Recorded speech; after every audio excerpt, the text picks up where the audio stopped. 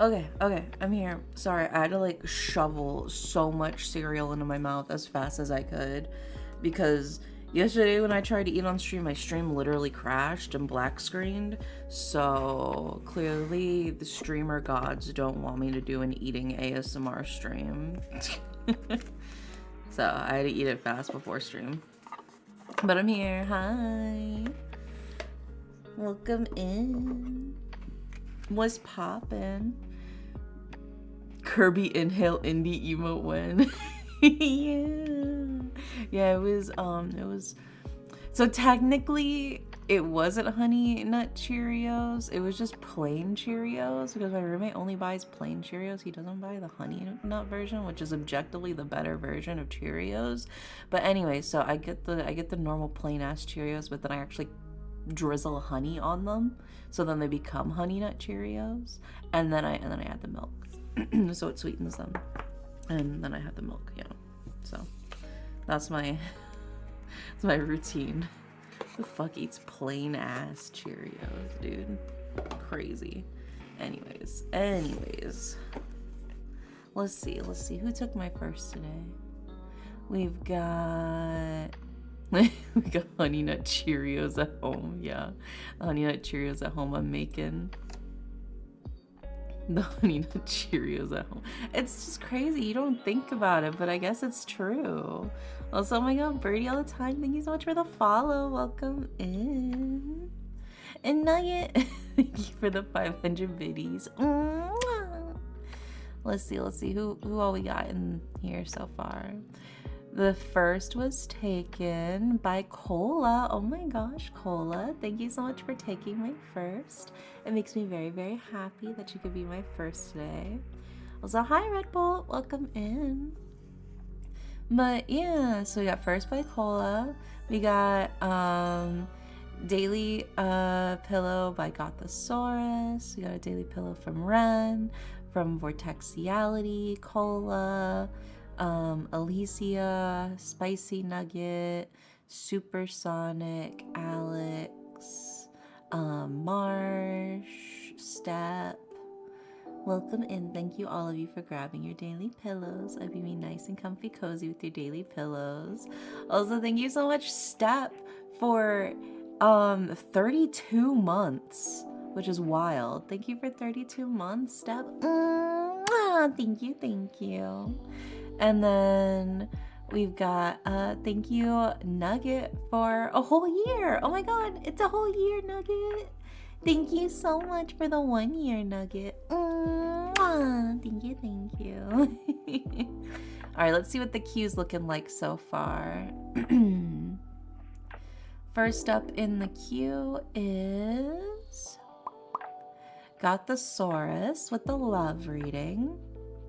And then we've got Ren with the general reading, Cola with the general reading, Nugget with a luck reading, Alex with the love reading, Leonix with the love reading, Marsh with the general reading. Yeah. Also, hi, Mita. Welcome in. That's what it looks like the queue is so far. And Nugget did go ahead and pay for 5 people to add a Yu-Gi-Oh card to their reading. So we'll do that for the first 5 people in queue. Let me undo the red ribbon that binds my Yu-Gi-Oh cards.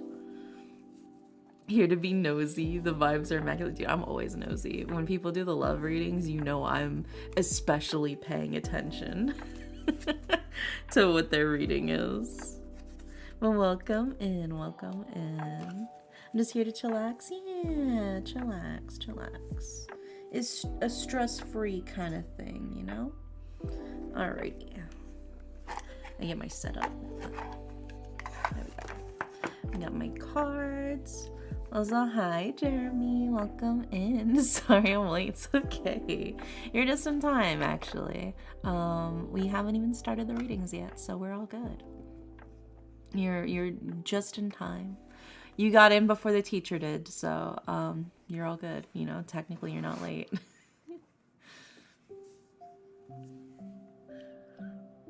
Alrighty. well, let's go ahead and we will start with Gothosaurus's love reading. Also, Red Bull, thank you so much for the follow. Welcome in.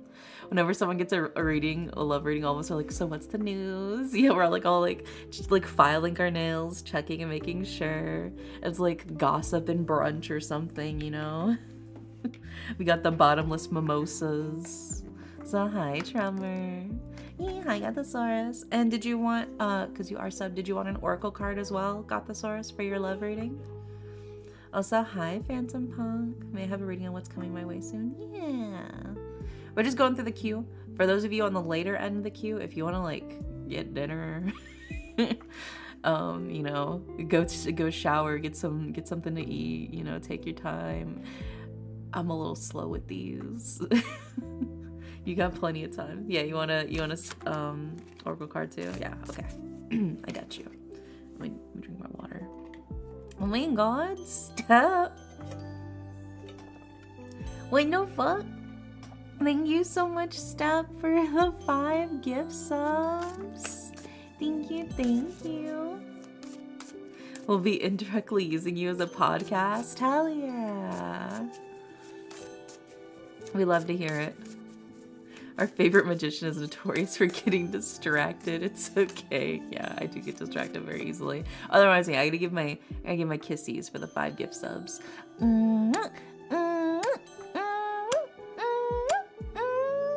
There you go. There's your 5 gift sub kissies. Thank you so much, Steph, for the 5 gift subs. Holy shit.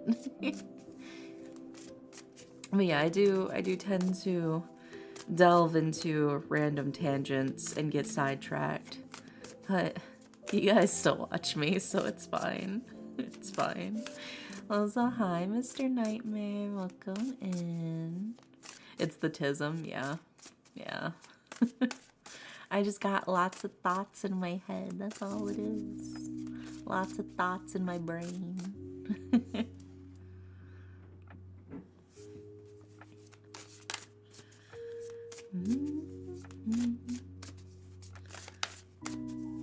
Remember when we started talking about flavored Jesus body? Yeah. It's ridiculous that they don't make the Eucharist flavored, and I still stand by that. Okay? Jesus should be white cheddar flavor. And I still believe I'm right. I still think I'm right. I'm not going to get into that again because I know I'm right.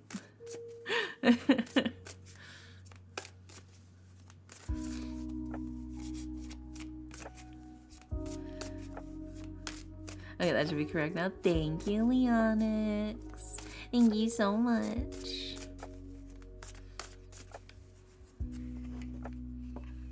Alrighty, let's see what we got for you. If I redeem a spell, would that be added the queue as a reading would be? No. The spells are like super fast because they're like little things I read off of. I have like a little spell book where I have my little spells written. So I read it for you in like a really chunibyo, like anime voice. And then I move on.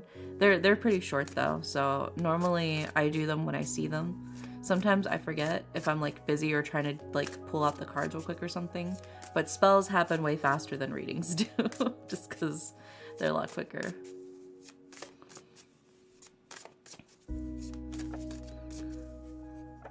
I'll be back in a bit. New maid update, and Nikkei is the only thing keeping my sanity right now. Oh, Nikkei. Oh, I thought you said Nikki. Is like Infinity Nikki got maid outfits. I mean, technically there is a maid outfit in Infinity Nikki. But the maid update in Nikkei. Different kind of girly game. I see. Now, let me grab the Oracle card and the Yu-Gi-Oh card for Gothosaurus, and then we will do that spell for you, Red Bull. Well, not Nikki. I was about to say. It's because I've been playing Infinity Nikki, dude.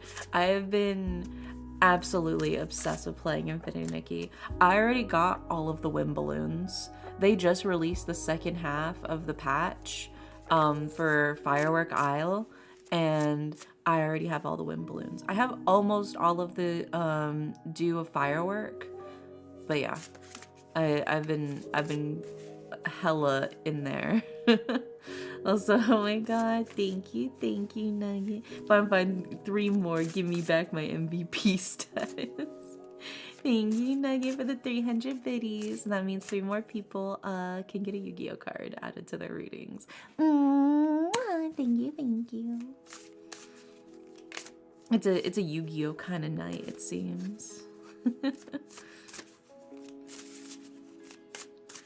Alright, let's see. Oh. Alright. And now let's grab your Yu-Gi-Oh card, Gothosaurus. Well, if Nugget plays that card. Also, hi, Vivi. Welcome in. Oh my god, that reminds me. I saw the fucking art that got posted in Harper's Discord, in the Harper fan art. It was so fucking funny, dude. Where is it? Vivi literally drew the yandere from when Harper was playing Me-Side, which for those of you who don't know what Me-Side is, it was basically like a yandere like horror game with like a cute girl. And so Vivi literally took a screenshot of me with like the Harper knife emoji being like, hi Hoppers, hi my favorite frog, you're not talking to other women, are you? It drew me as a yandere and Harper just screaming. Oh, it's so cute, dude. It was so funny. That made me giggle when I saw it. Harper literally DM'd me. Harper was like, look at my fan art channel right now. Look at my fan art channel right now. And I saw it and I started laughing, dude. It was so cute. I love it so much. I love that you have the screenshot of what I said right next to it. Thank you. I'm happy you like it. Yeah, I loved it. It was amazing. Also, Wandering Swordsman, thank you so much for the 100 biddies. I summon thee, head pats for free. Yeah, I'll do free head pats for you. Where is it? There we go. Free head pats redeemed for you. Yeah, it was so cute. Also, hi Yamoshi, welcome in. Let's grab this Yu-Gi-Oh card for Gothosaurus.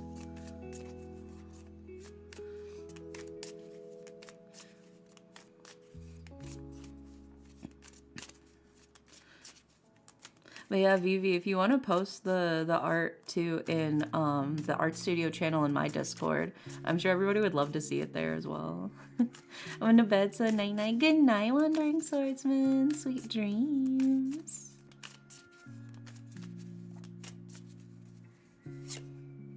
Oh, okay.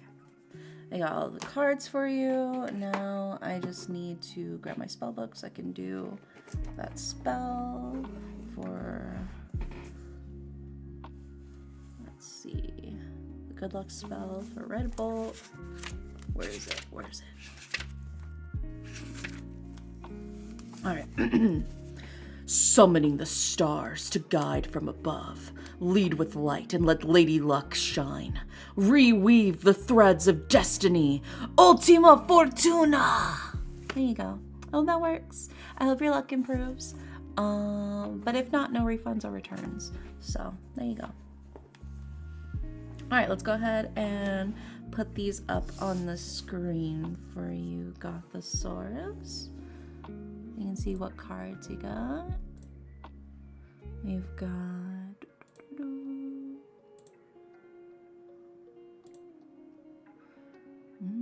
Thank you. Yeah, I believe in you. Also, hi, little squiddy tots. Welcome in. Hope you're doing good.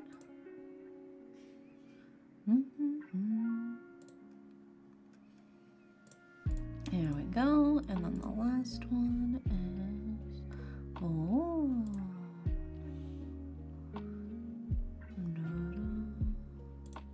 Alright, I'm good. We're chilling, we're vibing. We just started. I woke up not too long ago.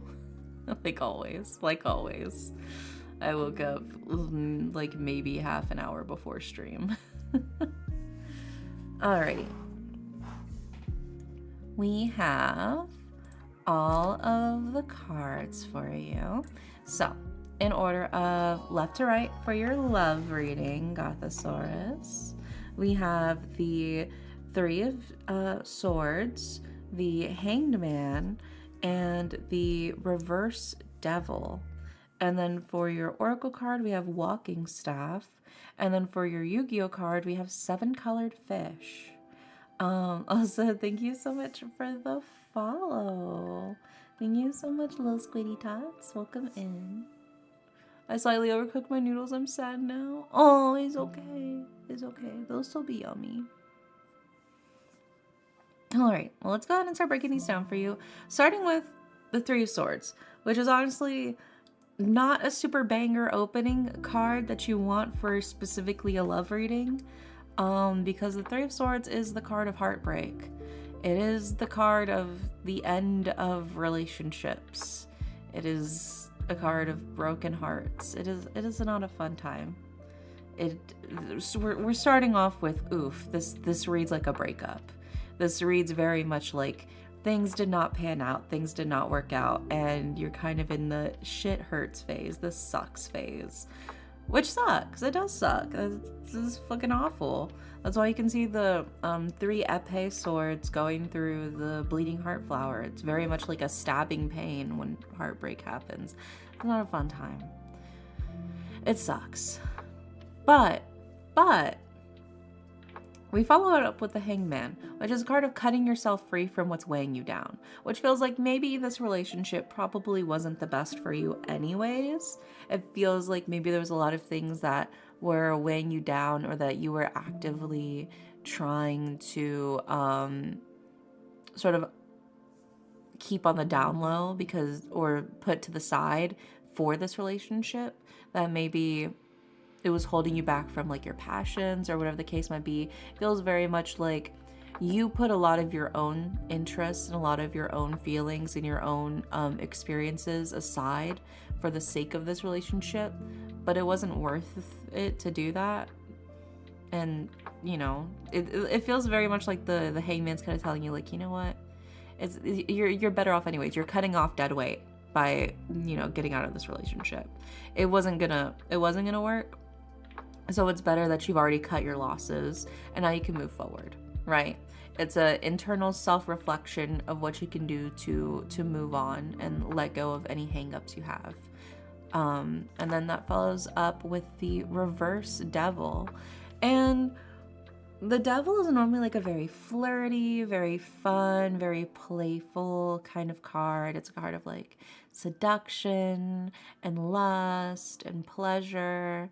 But in its reverse, it's kind of like a overindulgence in things that aren't super good. You can see here the plant is Deadly Nightshade, which is poison. This is poison. This could kill you, right? Belladonna, Deadly Nightshade.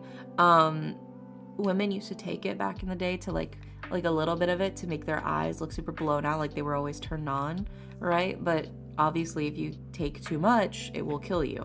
So like a little bit in moderation is fine, but it feels very much like it could be fatal if used in the wrong way, you know? Very much like, be careful to have moderation in a lot of the thoughts and a lot of the feelings that you're having. Recognize, you know, that a little bit is good, but too much of anything can be a bad thing, you know? I didn't know that little tidbit about belladonna. Yeah. Women used to take belladonna, so it make their, cause it'd like dilate their eyes. So it'd make their eyes look super like big and blown out and stuff. But obviously it's poison. So if you take too much, you know, not as sexy if you're dead. But anyways, so it is very much like the cards are kind of telling you, like, a little bit in moderation, one step at a time, work through it. As long as you keep moving forward, you will keep making progress, but there's no need for you to dwell too much on the past. And that feels especially so with your Oracle card, which is the Walking Staff. right? The walking staff is support and encouragement, but it's also a tool that helps you move forward, right? It helps you build to keep walking forward by having that walking staff with you. And the walking staff in this case could be friends, it could be family, it could be new hobbies, it could be pursuing your own ideals. Whatever the case is, it's okay to have outer support, people you can trust that you can go to relax. Outside of romantic relationships, I think it's very, very important to also have platonic relationships that are just as strong and just as important to you as the romantic ones, as well as familial relationships too, people that you have made your family with, that you can go to for anything. You don't have to go through the walk alone, and there's really no need to walk alone. It's okay to have your walking stick. It is okay to take a friend to your hike through life. And then we have your Yu-Gi-Oh card, which is 7 colored fish. A rare rainbow fish that has never been caught by mortal man.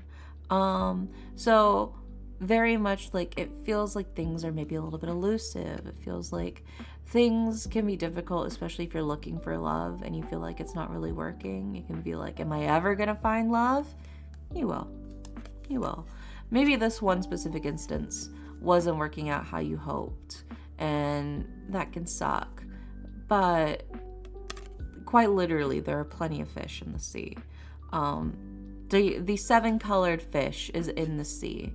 You will find another fish in the sea. But yeah, you got this. So if things don't pan out, it's okay. Try to look on the bright side, rely on the people around you, and keep looking. You'll find your fish. And I hope that helps, Gothosaurus. Fingers crossed. Yeah. Let me drink more water.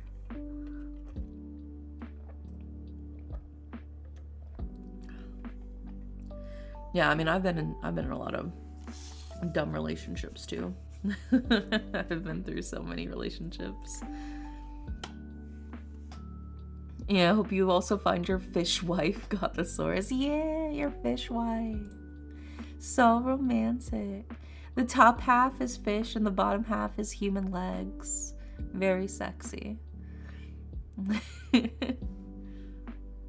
I gotta blow my nose real quick. Where's my mute? There it is.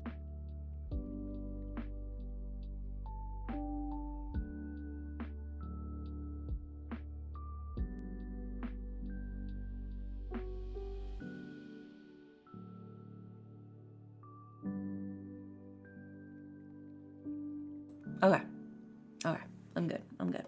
Next up is Ren. And Ren, you said you want a general reading, but you also said you wanted to change it. What did you want to change it to? Yeah, you want to change your reading to about your project? Oh, the one you sent me, that little thing of? Is that the project? But yeah, we can do that for you. You want the full spread? Yeah, I got you.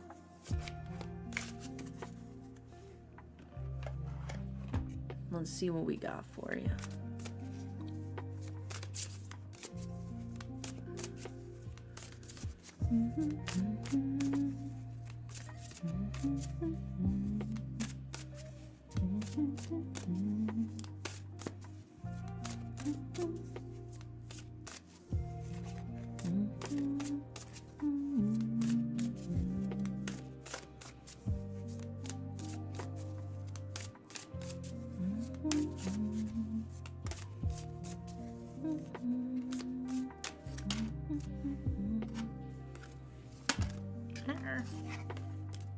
I keep dropping cards.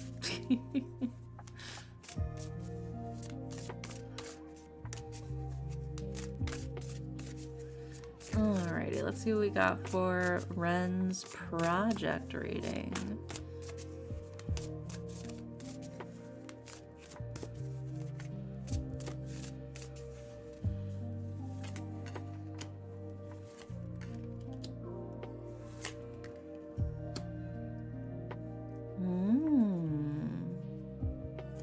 Interesting. Alright, and now let's grab your oracle card.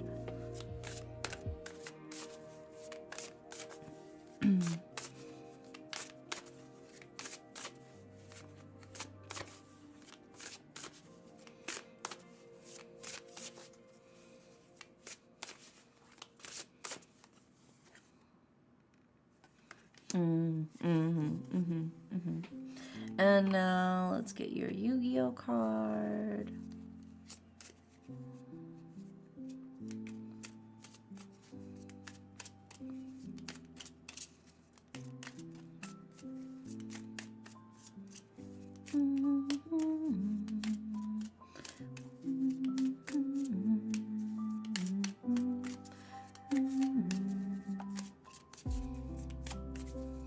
Oh boy, we're getting a interesting reading. Yeah, it is one of those. Well, that's why we gotta get the Yu-Gi-Oh card. Maybe the Yu-Gi-Oh card will add a little extra zing to it, you know? You know?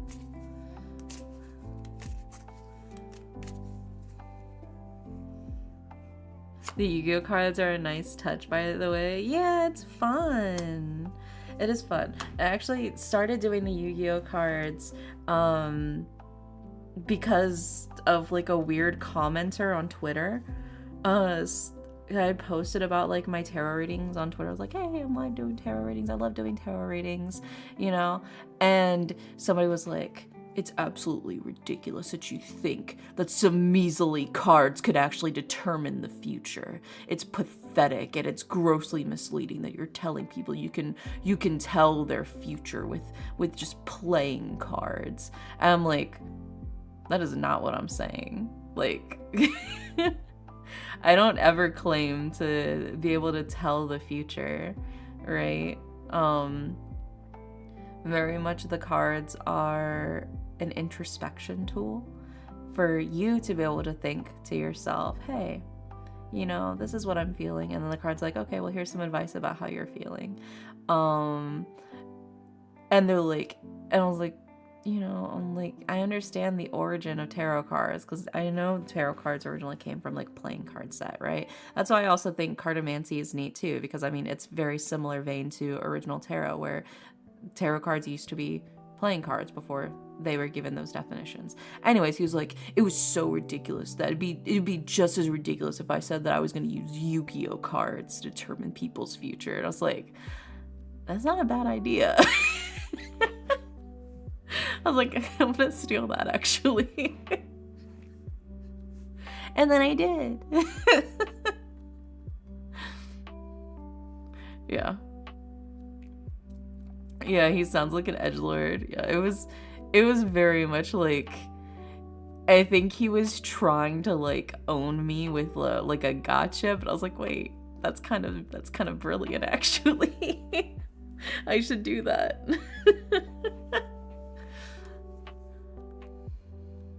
But yeah, it's fun. And I think it's really enjoyable to be able to try and pull the symbolism and the definitions for the readings on the Yu-Gi-Oh cards too. That's why I think it's so much fun. Like, no, he's got a point. Let him cook. Indy hit that guy with mirror force. Yeah. So, hi, J-Bomb. Welcome in. All right, we got all of the cards for you. Gal, evening, Dere and crew. Hope the streams have been smooth so far. Yeah, it's been chill. We're pulling up Ren's reading right now. Got the first card. And then the second one. And then the third one. There we go. Alrighty, we got all of the cards for you, Ren, for your project reading. So, in order of left to right, we have the Emperor, we have the Eight of Cups, and we have the Ace of Cups reversed.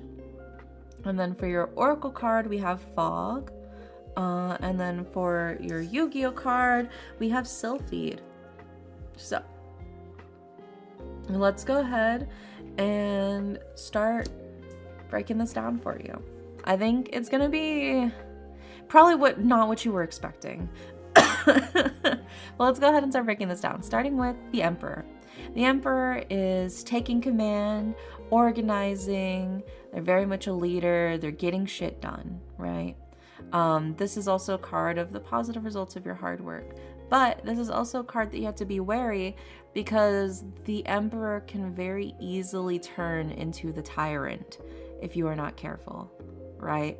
It is very easy to become overbearing and inflexible, right?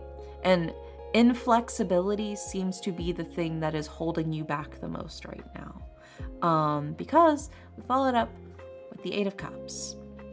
And the Eight of Cups is the card of the well is poisoned. It's time to move on. You gotta cut your losses. This is the sunk cost fallacy, right? It feels like you are trying so hard to make something very specific work, and it's not working.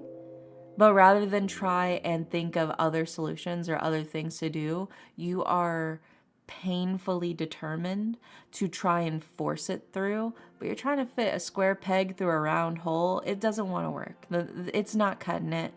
And it feels like that's really holding you back, is the fact that you are getting lost in your own sauce. You are trying so hard to force it to work that you are banging pieces together, and it's not going through, and that's stalling you and preventing you from actually making the progress you want to make, because you're getting fixated on something that in the grand scheme of things isn't that important. Damn, everyone knows it's the square hole every time. Yeah. Where does this piece go in? That's right, the square hole. But that also brings us to the reverse Ace of Cups as well, which feels very much like a card of instability or hesitation. So it feels very much like you're scared to change things up from your original vision. You're very much scared to make big, broad stroke decisions for yourself. You kind of have your initial set idea and you're scared to deviate from it, but you also feel like you're not coming to fruition with the actual idea that's been painted in your head in terms of what's coming out on the canvas.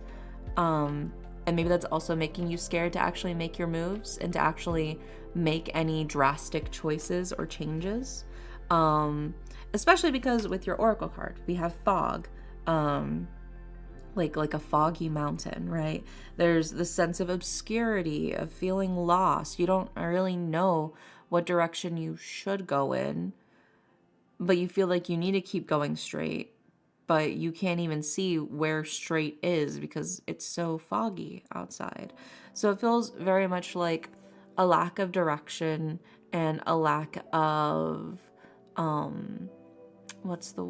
decisiveness is to be able to cut things that aren't working and to move forward with what you can, you know?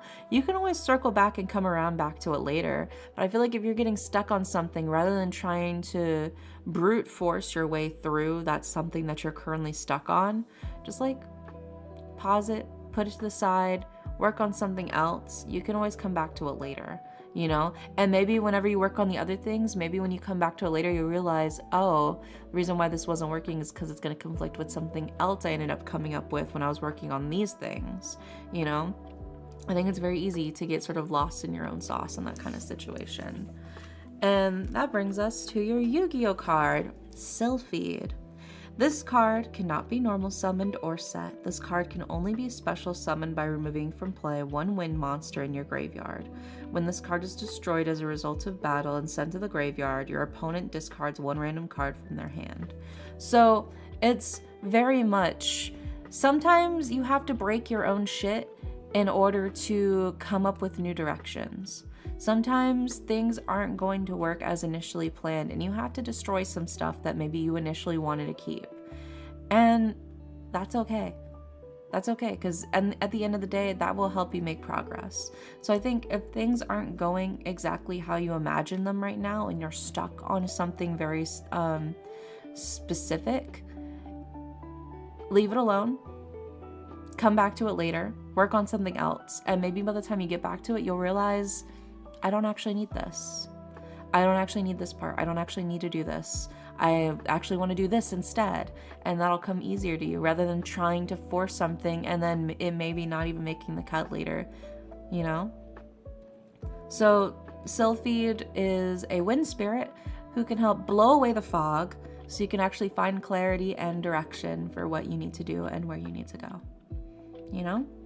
So very much just circle back around to it. And sometimes you just got to cut your losses. Don't be afraid to change things as you go, you know? You don't have to force everything to come out the way it's coming out right now. Because it feels like that's sort of the thing that's getting to you is the inflexibility. But yeah, I hope that helps. Fingers crossed, Ren. That sounds like this is an interesting reading. I have a part of it that I'm still not sure how to handle, but yeah, there's plenty else to work on still. Yeah, I think rather than scratching your head and trying to force yourself to fully flesh out that part that you're still not sure about what to do, I think it's better to just put that to the side, work on some other stuff, and then you can come back to it later. And then you can decide then, oh, this isn't really working well with what I've got right now.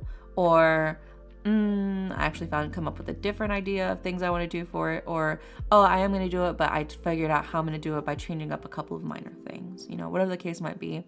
If you're struggling, especially with like projects and stuff like that, sometimes it's best to just put it to the side and come back to it later. You know, tackle the stuff you can tackle to keep the momentum going and to keep the blood flowing. And then you can always come back to it later. But yeah, I hope that helps, Ren. Fingers crossed for your project. That being, we haven't decided how to handle the combat mechanics we wanted. Yeah, just go back to it later. Figure out the other stuff, and maybe, you know, maybe you'll end up deciding, actually, I don't even want, like, this type of combat. Maybe I want a different type of combat, you know? Or maybe you've decided to do a different way, a different direction with it. Or maybe these are two separate things that I want to, like, do, that I can separate the actual material into two different things. Whatever the case might be. But I feel like the best thing you can do for yourself in any sort of creation thing is keep it simple, stupid, you know? Don't overcomplicate shit. Keep it simple, keep it basic, go for the minimum amount of shit you have to do, and just focus on doing that. And then you can build up from there. Then you can flesh things out more from there. But I think the key thing is you just need to have a workable thing. It doesn't need to be perfect. It doesn't need to be polished. It just needs to be functional. If it's functional, you can improve it. But if it's not even functional, you know, you can't even do anything with it, right? I think it's very easy to, like, as a creative, to get lost in, oh, I want this, and I wanted to do this, and I want this, and all of these bells and whistles, and, like, all of these, you know, shiny little knobs and doohickeys. But sometimes you just gotta simplify. You be like, what are the most absolute basic components I want in order for this to function even remotely as intended, you know? Then you work on those. Once you've got those working, then you can go in and you can be like, okay, now that I've got that done, you know, now I can go in, flesh it out a little bit more. Okay, now that I've got that done, now I can add in this, and you know, I can tweak this, and I can do this, you know.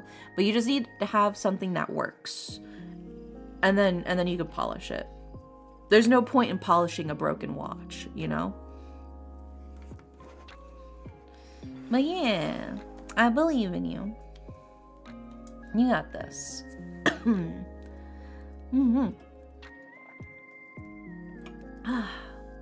Also, hi, Sammy. Welcome in. Next up is Cola. Cola, are you here?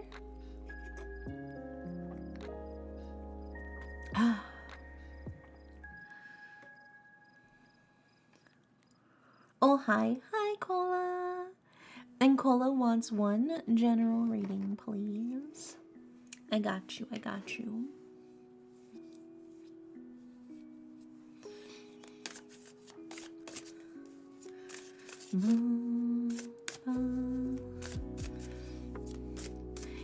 Yeah, Cola's username is very, very cute.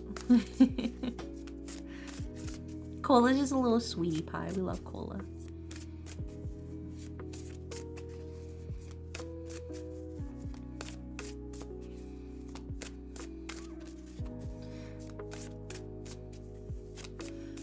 Let's see what we got for you for your general reading.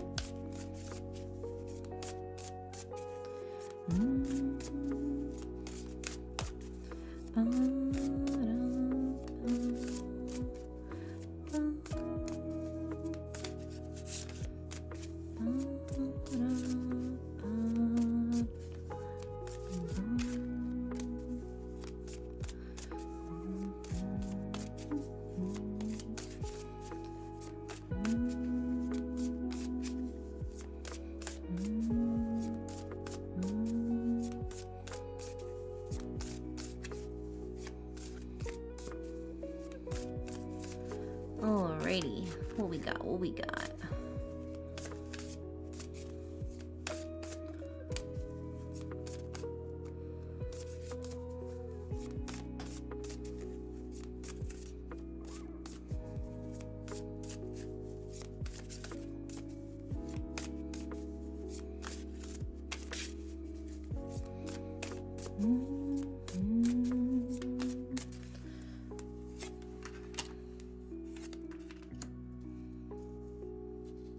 And then, alright, now let's grab your Yu-Gi-Oh card. What we got for your Yu-Gi-Oh card?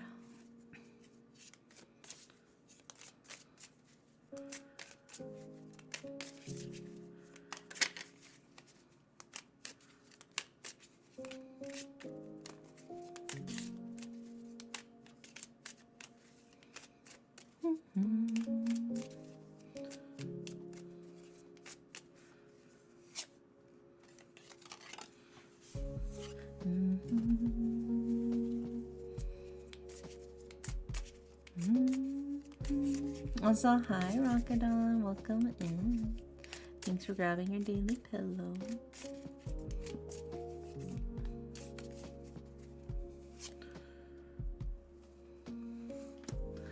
Oh, alright, let me pull up the definition for this one. For this Yu-Gi-Oh card.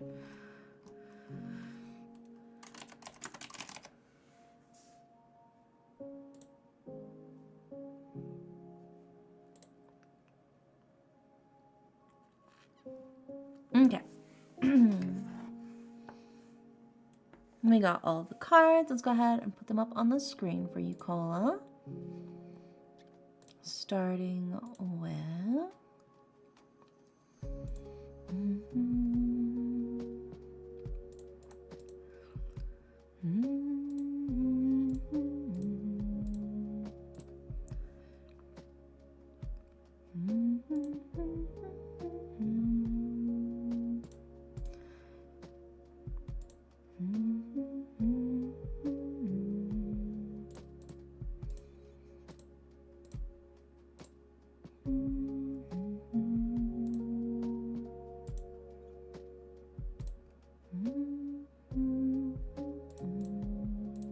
There we go.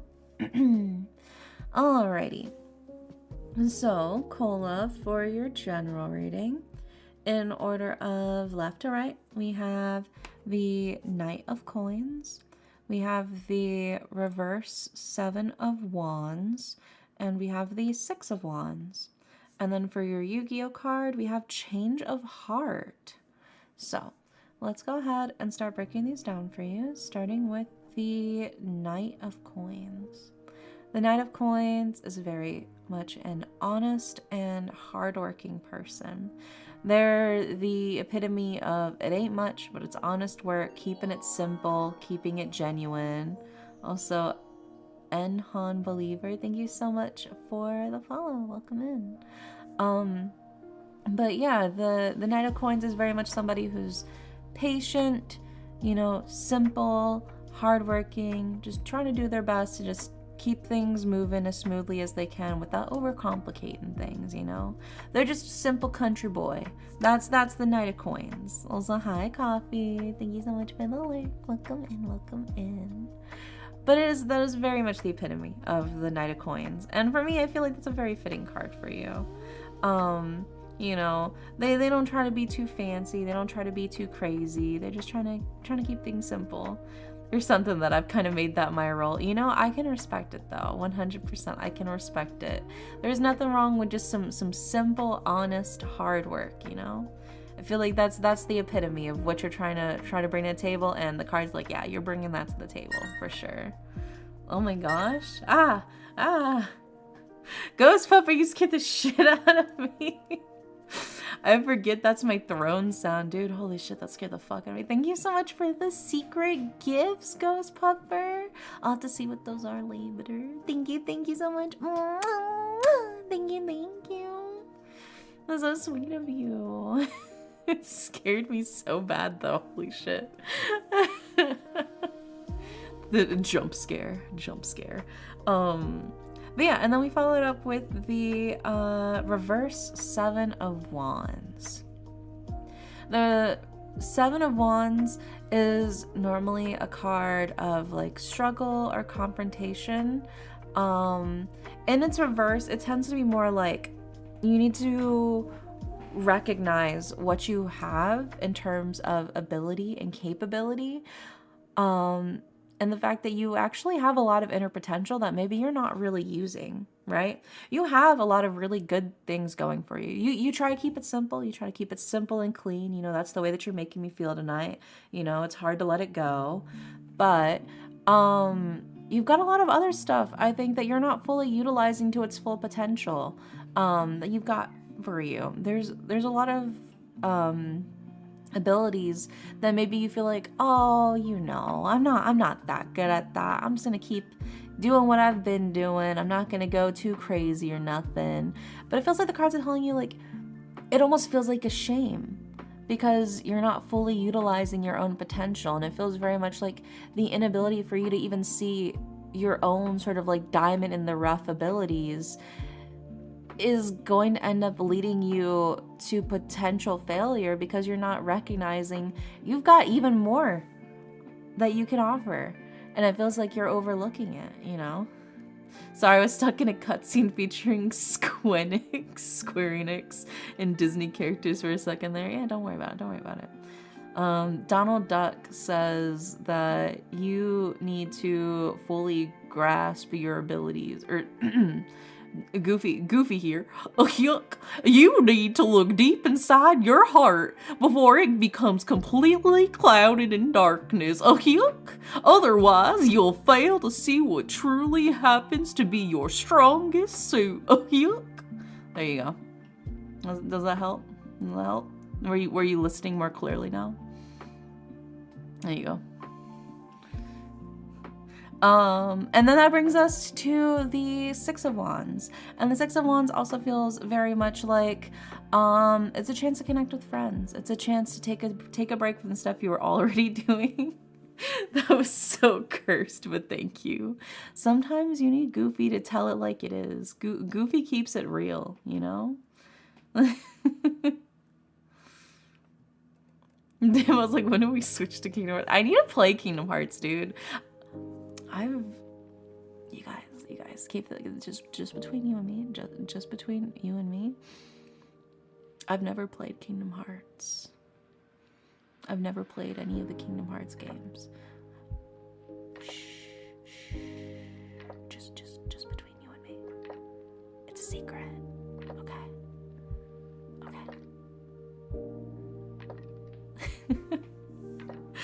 But yeah, so the wait, for real? Yeah. Yeah. I watched my little brother play it. We had the PlayStation 2 set up in our garage, and I watched my little brother play it. And I mean, I listened to the music because the music was fucking banger. And I read the manga for Kingdom Hearts Rechain of Memories because they had the manga for it at the fucking Scholastic Book Fair. That's it though. That's all I got. That's the only Kingdom Hearts media that I've personally done. Also, hi Myron on YouTube side. Can you tell my future? So we're doing all of our tarot readings through Twitch redeems right now, and our queue is currently full. But we do tarot readings every Thursday at the same time. So if you want to come in a little early, you'll be able to snag a reading. Or if somebody disappears, we'll be doing a raffle towards the end of stream for anybody who grabbed a reading but disappeared, and then we raffle off their slots to whoever's active in chat. So there's potential you could get a slot then too. It just depends. Was that country dairy? I fear. No, my country accent only comes out when I'm talking to other people with country accents, you know? The book fair was the start of my pen collection, dude. Yeah, Scholastic Book Fair was banger as hell, dude. I loved the Scholastic Book Fair so much. I remember back in like elementary school, I had gotten a book about like all kinds of different like codes. So you could write in like a bunch of different like secret codes. And there was one of them. It was called Pigpen Code, dude. And I actually did learn that one. It was so fucking funny because like I had that book in like elementary school, right? So I read that book in elementary school and I remembered that code. And then it's college now and I'm going to an escape room and I'm like with a group of friends and we're all in the escape room together and I see Pigpen Code and everybody's like, what is this? I'm like, oh, this is Pigpen Code. And like clearly they wanted us to find the key so we could like interpret what the code is. But my ass just started writing out the code and then just deciphering it because I remembered the key myself. So we didn't even need the actual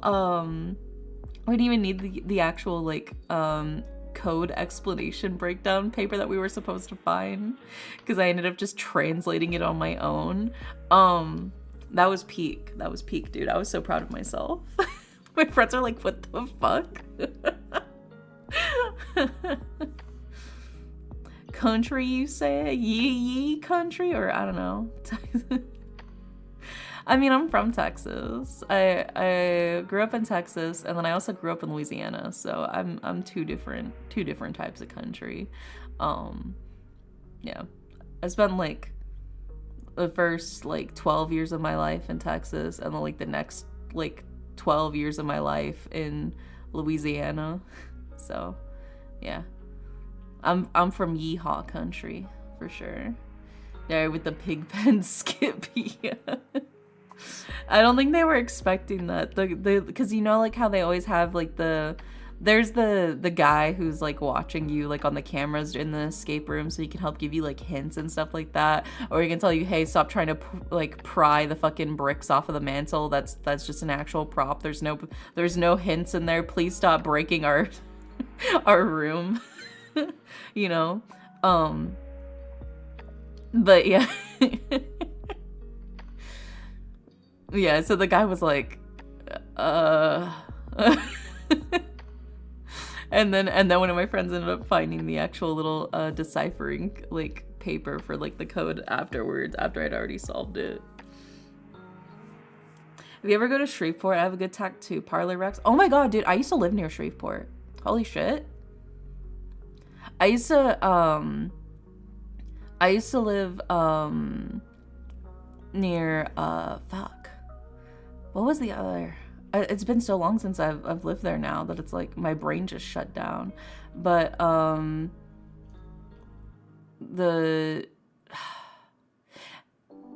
don't even remember. I feel like my brain just completely farted. But I used to live near Shreveport, yeah. I used to go to the boardwalk all the fucking time, dude.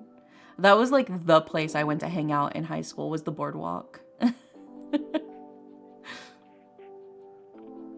Man, I want to go to more escape rooms. It's so fun. Yeah, dude, I love escape rooms. I love escape rooms, and I think being able to experience them in person is just so much fun.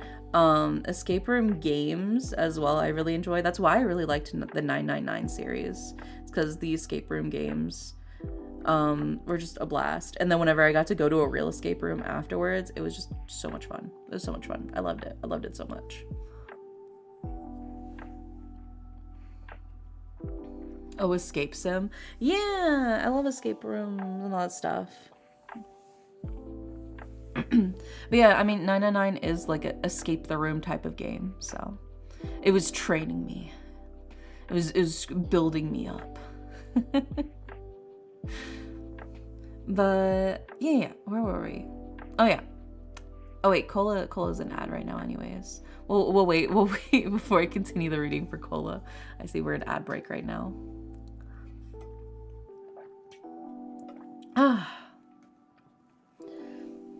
Oh no, I'm not in an ad. Oh, okay, you're good. You're good. It says on my thing that ad break ends in like 50 seconds. So, I thought you were in an ad. Okay, cool. And then I can continue. So, yeah, we have like the 6 of Wands. 6 of Wands is very much a card of like reconnecting with friends, taking a break from like kind of like your daily life and catching a breather, you know, and reconnecting with the people that matter to you. And I feel like that's kind of what's necessary, is having that sort of outside opinion from people you care about to tell you about maybe the qualities that you're overlooking in yourself. Right now you feel like you are the epitome of the Knight of Coins, which is the simple, honest, it ain't much but it's hard work, you know, kind of thing, just doing your best to make shit work, is very much the Knight of Coins. But it feels like there's a lot more to you, there's a lot more depth to you that it feels like you're not even fully aware of, or that you've already dismissed. And it feels like you need to reconnect with your friends so your friends can tell you, no man, like you've got this and this and this too that you can do, you've got all of these other things that you can do. And it feels like you need to sort of awaken to your own abilities again. You need to hear what you're actually capable of again, you know? Not gonna lie, I'm scared of escape rooms because I don't know how to figure it out. I mean, as long as they're gonna actually lock you in there, you know? Don't stress. First things first, if you ever go into an escape room, check everything. Just fiddle with everything. Literally just go through the walls, look at all the books, you know, pick things up. If it's not supposed to be picked up, the guy that's on the speaker will tell you, hey, don't touch that. But for the most part, just like dick around, like pick up everything, like twist knobs, pull levers, push buttons. Like it's supposed to be crazy, silly, wacky, touch everything, go crazy, trying to find shit. And then you'll find your first clues and you go from there, you know? Slap this again now because I'm gonna be away from my laptop for a bit. What reading are we at? We're currently on Cola's reading. Yeah. But very much, it is like a thing of, yeah, it's like when you're your kid in a new hotel and you want to see what's in all the drawers. But yeah, I mean, if something's not supposed to be messed with, the guy who's watching you on the camera will make sure that you're not breaking anything. And he will tell you, hey, that don't try and rip off the manhole cover. That's just for decoration.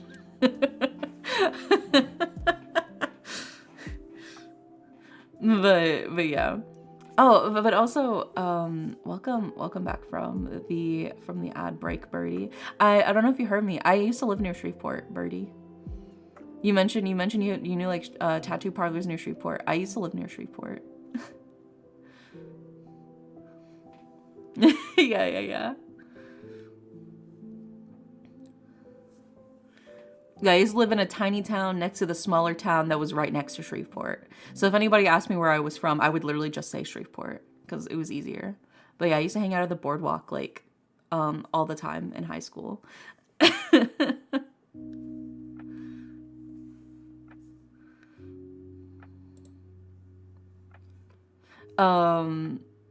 But yeah. So there's very much like the sense, Cola, of sometimes you just need to reconnect with people so they can tell you, hey, you know, you've got a lot of really like amazing qualities to you that are more than just like you being a simple, honest, hard worker. You got a lot of other great qualities to you, and it feels like a shame that you're not recognizing or utilizing them. And then that brings us to your Yu-Gi-Oh card, which is Change of Heart. And Change of Heart, target one monster your opponent controls and take control of it until the end phase. So very much, this is the time for you to take control of things that maybe you didn't think you were able to. This is the time for you to take hold of things that maybe you thought were impossible or out of reach for you, and to fully utilize your abilities that way. Because right now it feels like you're not reaching your full potential because you don't realize that you have even more potential underneath the surface. And I feel like reconnecting with your friends and the people who know you and the people who care about you is the best way for you to understand maybe more about your own potential. This is my first time, this is my time to finally get unbanned forever altering the Yu-Gi-Oh meta in 2022. Yeah! I believe in you. You can do it.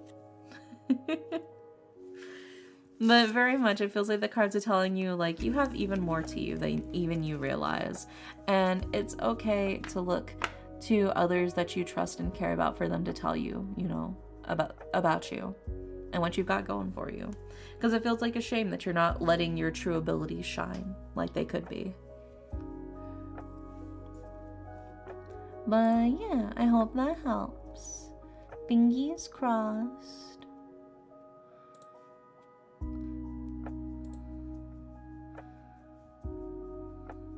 Alrighty, next up is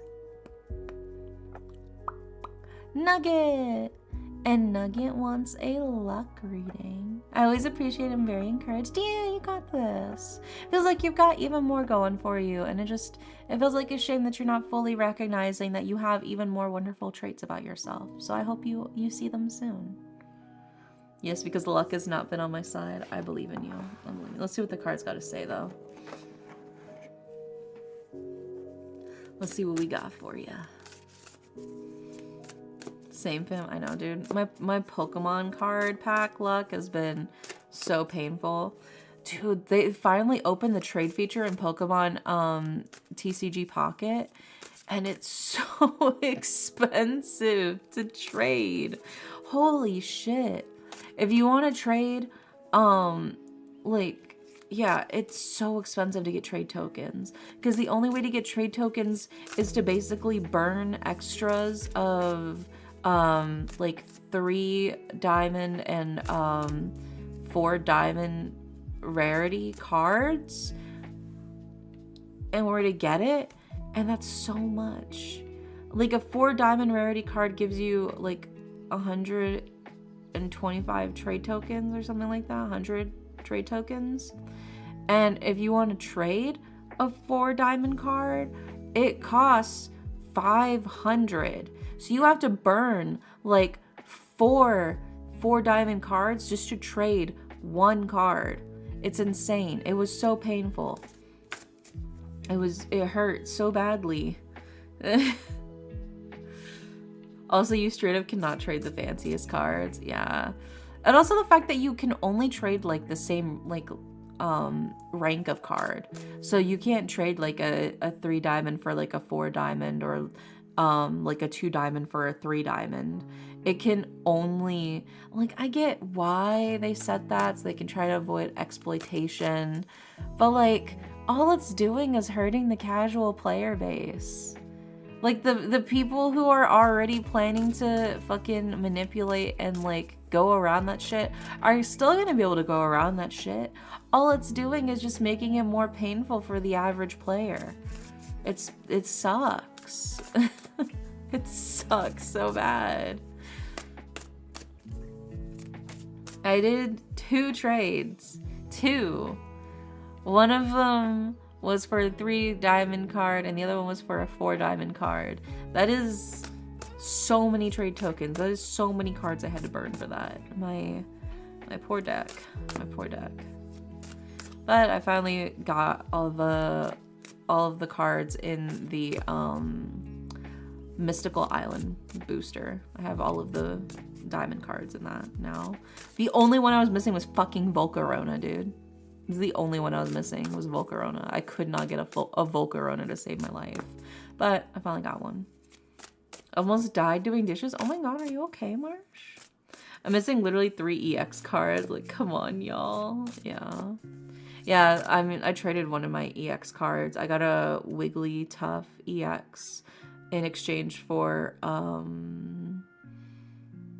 don't remember. I think it was a Mew EX. They needed like just a plain Mew EX. And yeah, that was by far the most expensive trade. It was painful. I feel like if you're already like keeping it to where you have to trade the same rarity anyways, you can at least make the trade tokens thing way, way, way cheaper. Because it's not like they're gonna be able to exploit it that much, you know? They have to trade like specific cards anyways, specific rank of cards. Parents made a homemade sweet and sour sauce. It got in my lungs. Oh. Apparently Dina's known for this sort of thing. It's painful, man. It's painful. Like I said, the people who are already planning to exploit it with like the multiple accounts and like all that shit, they're already gonna do that. Like, they're already just gonna farm more accounts with like more cards so they can just spam all of those and they can trash whatever in order to get the tokens they need to trade to bring it to their main account or whatever.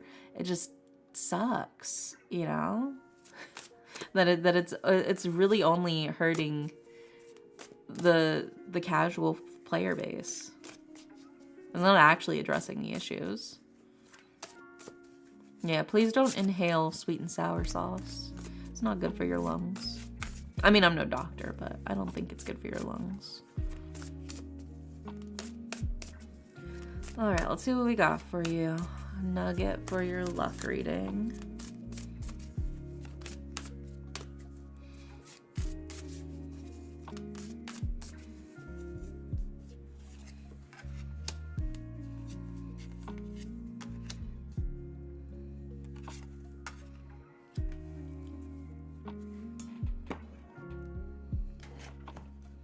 Some things cannot be avoided when they get washed down the sink. Dude, that sounds philosophical as fuck, dude. Some things cannot be avoided when they get washed down the sink. That's so poetic.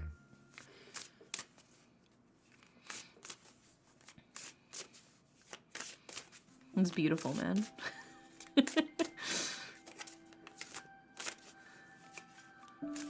Like, that's like a line of poetry that your professor in English class would like make you dissect and write a paper about. Also, hi, Seth. Welcome in. How are you?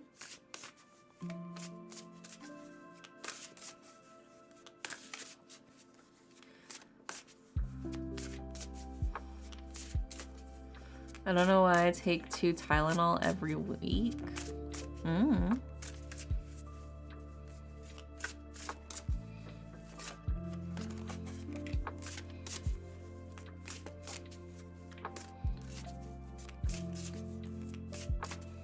Alright, and then your Oracle card. Oh, okay. And now let's grab your Yu-Gi-Oh card.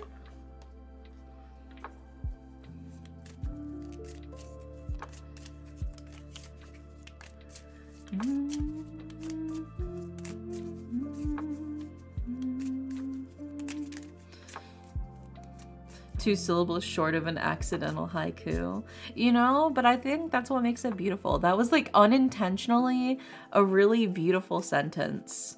Like it's just like genuinely from like a symbolism perspective, you know, like in relation to like what cannot be avoided when washed down the sink representing, you know, certain aspects of our life as things slowly disappear, quote unquote, down the drain, you know. There's a lot you could work with in that. And I think that's beautiful. Life imitates art, you know.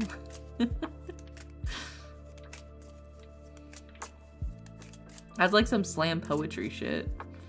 You could read that in an open mic night and people would snap for you, dude. The 2 syllables can be gold.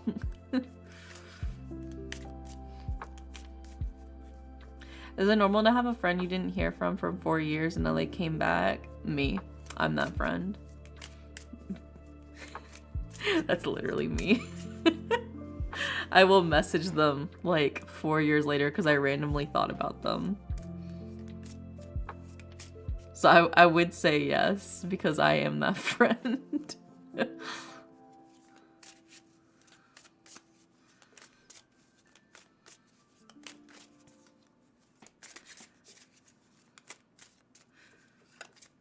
I'm just really bad at communication, but I do care about people. I just have a hard time, like, messaging them first. And also, I feel like the whole COVID thing really skewed things for a lot of people. So 4 years doesn't mean that much. Because 2021 was 4 years ago and does not feel like it was 4 years ago. I'm like 44% sure you could 1v1 Lindsay Lohan in a Waffle House. I'm gonna be so real with you, I would probably lose. So, it's more like you're 60, what, like, oh fuck, no, it's 56% sure that I'm actually gonna lose. And you'd be right. I would lose. I think Lindsay Lohan has that edge factor that, like, she'd pull a knife on me, dude. She'd pull out a fucking switchblade on me to be over. I'd be gutted at the Waffle House. I know my own capabilities, alright? Pre-rehab Lindsay would. Yeah, but she's still got that, like, that spark, that fire in her eye. I still see it in her Christmas movies, dude. Have you seen her latest Christmas movies? That she's still got, like, that little wild factor in her eyes. I can see it. Also, thank you for the follow. Welcome in. Bruce, it's been 5 years. You still owe me $16. Immediately vanishes again. Can't say I recall. Anyways, nice talking to you. Bye. Disappears in the thin air. Oh my god, you got my favorite Yu-Gi-Oh card, Nugget. Oh my gosh, you got my favorite fella. Also, hi Nartania, welcome in. You got my favorite fella. I love this fella so much. I'm gonna tell you right now, you got Big Koala for your Yu-Gi-Oh card. I love Big Koala so much. Big Koala's my favorite. He's just a guy. He's just a fella. He's eating a tree like it's broccoli. I love him. He just sparks so much joy. I love Big Koala. I'm like tearing up, dude. I love Big Koala so much. He's just so baby. He's just a big old baby and I love him. Alright, let's put the cards up on the screen for you. Also, Shune, thank you so much for the follow. Welcome in. I hope I didn't butcher your name.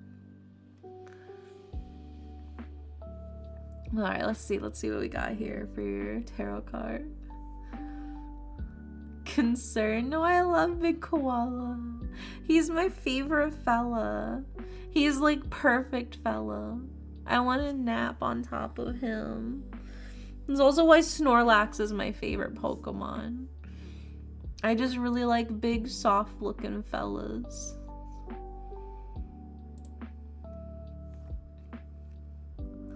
Let's see here. We've got... Yeah, I love my Snorlax. I really want that giant Snorlax plushie. But that shit's so expensive, dude.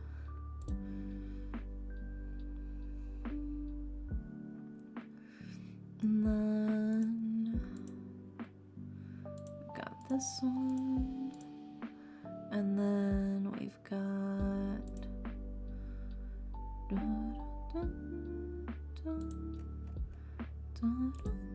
There we go. Alright, we got all the cards for you. So, in order of left to right, we've got the reverse 5 of Wands, we have the reverse 3 of Coins, and we have the 9 of Coins. And then for your Oracle card, we have Butterfly, and for your Yu-Gi-Oh card, we got Big Koala. So let's go ahead and start breaking this down for you, starting with the reverse 5 of Wands. The reverse 5 of Wands is victory after conflict. Things have been tough. Shit has gone down. Has as in past tense. The battle is over. You've done it. You've made it through. You've survived. And with your survival comes new opportunities. With your survival comes peace. And it's a chance for you to move forward, right? You've won the battle. Now you can continue marching forward in your victory march. We also followed up, though, with the reverse 3 of coins, which to me immediately reads as burnout. You feel burnt out. You feel tired. You feel a lack of focus. You feel stagnation. You feel like you're not moving forward, right? Which feels very contrary to the reverse 5 of wands, because the reverse 5 of wands is saying you are moving forward, but the reverse 3 of coins is like, but you don't feel like you're moving forward. You feel very much like things have not actually changed, and you feel very much stuck in place. And like I said, to me, that reads as burnout. But it feels like the solution is actually very simple, because we followed it up with the 9 of coins. And the 9 of coins is a card of self-care. It's doing some simple stuff for yourself, you know?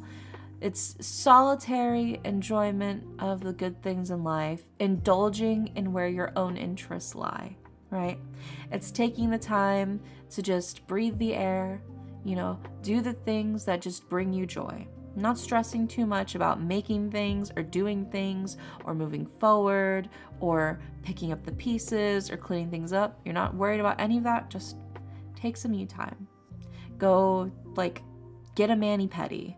Go, you know, get some coffee, or, you know, get a haircut. Whatever the case might be, it feels very much like you just need to do something, not for the sake of creation or moving forward, but just for the sake of it's something you love, you know? Also, hi, Chris Marie.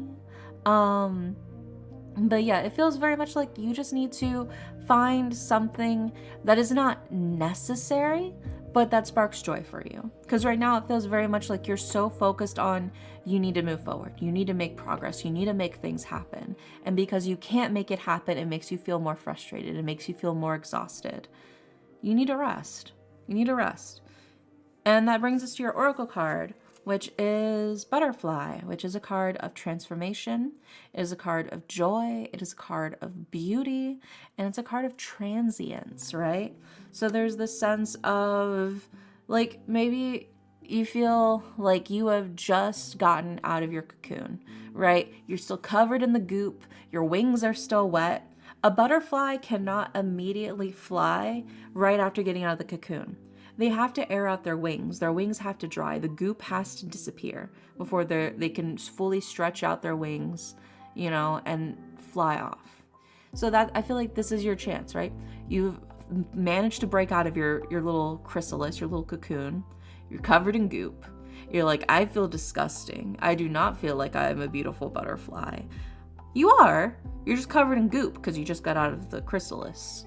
So you need to wait. You need to air out your wings, take a breather, you know, and enjoy the fresh air. Do something that is not necessary, but that is fun, and enjoy the beauty of life. And then when your wings are dry, then you can fly away and you can do what you need to do to move forward, right? And that also brings us to your Yu-Gi-Oh card, which is Big Koala. A species of huge desk koala. He's meek, but people are afraid of him because he's very powerful. But this little fella, he's just chilling. He is eating his tree like it is broccoli. He's just having a nice little snack. He's having a little snack plate for himself, you know? He's having a good time. He's just a little fella. Well, he's a big fella. He's a big koala, so he's a big fella. But he's just a fella, living his life, you know? Breathing the fresh air, eating the delicious trees, you know, having a good time. Just do something simple for yourself. Something simple, but something that's just for the sake of it being nice. Not for the sake of productivity, not for the sake of improving something, not for the sake of like work or business or anything like that. Just for the sake of fun. Do something because it's fun. Do something because it will spark joy for you. And not for any other reason. And just breathe and take in the world around you. Because the world is beautiful. The world is beautiful. And it feels like a shame. You know, I think indulge in that break. And then whenever you feel refreshed, you feel like, okay, I can tackle things now. Then you can do it. But don't try to force yourself to jump into these things without that necessary breather. Because, I mean, if the butterfly tries to immediately fly right after getting out of the chrysalis and its wings are still covered in goop, it's just going to fall straight to the floor, right? You gotta air out your wings. You gotta dry out your wings. Also, hi, Austin. Hi, Sans. Welcome in. But yeah, I hope that helps, Nugget. Sometimes you just gotta do some breathing for yourself. Do a little self-care. Do a little something for you, for your sake, and not for any other sake, but just for the fact that it's nice. I feel like that's all you need, right? Doing things just for the hell of it because it brings you joy. Yeah, I've been sick. I'm in a rut. This is draining. Yeah, I've been stuck in a rut. Yeah. Sometimes the best thing you can do when you feel like you're burnt out and you feel like you're stuck and you're not making progress is to just put that on pause and do something else. Like, genuinely, just do something else that's just like not at all relevant to that. And then when you feel refreshed mentally, you can come back to it and you can tackle it with, you know, fresh eyes, fresh brain, fresh motivation, you know? But yeah, I hope that helps. Also, hi-fi, hi Berserk, welcome in. But yeah, fingers crossed for you, Nugget, you got this. Next up is Alex. Alex, are you here?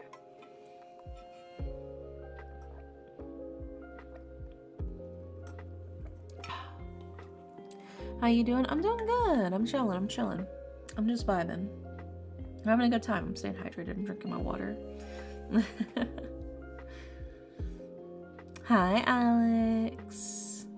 And Alex wants a love reading. I got you. Let's see what we got for you. And then after Alex is gonna be Leonix.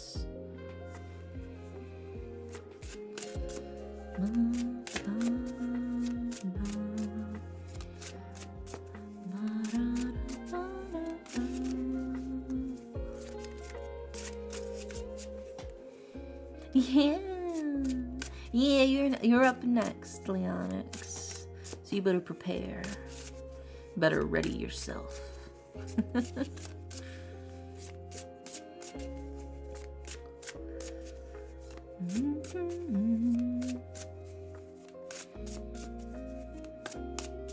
So Alex's love reading.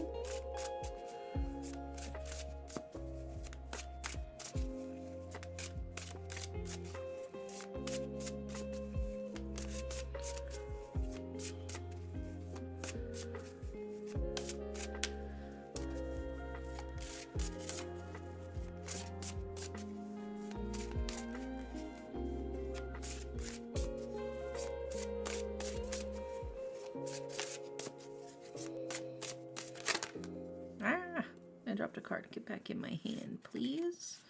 Thank you.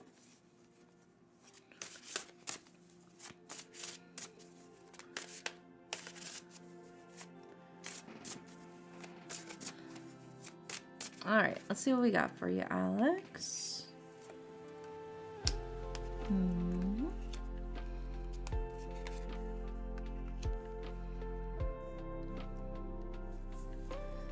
Alrighty, and then let's grab your oracle card. You read the card so confidently. I love listening to it. Oh, thank you. I'm glad.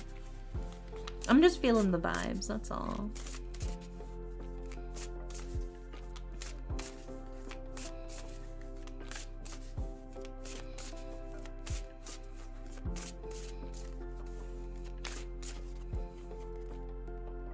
Oh, okay. And now let's grab your Yu-Gi-Oh card.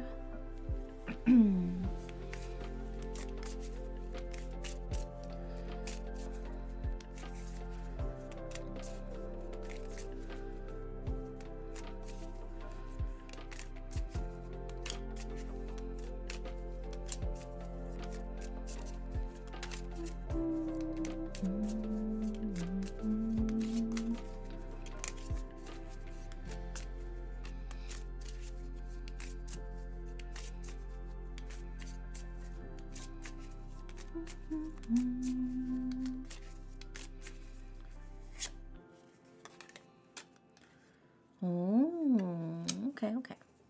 We got all of the cards for you. So let's go ahead and put them up on the screen. Starting with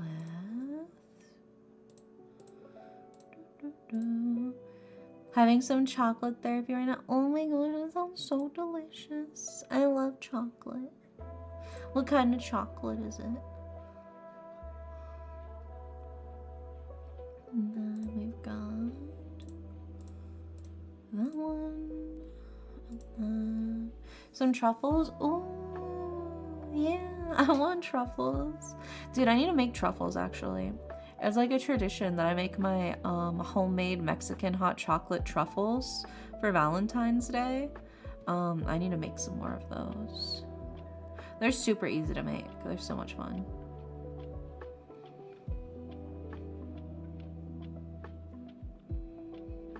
Yeah, they're super yummy. And they're really easy. That's why I like making them every year.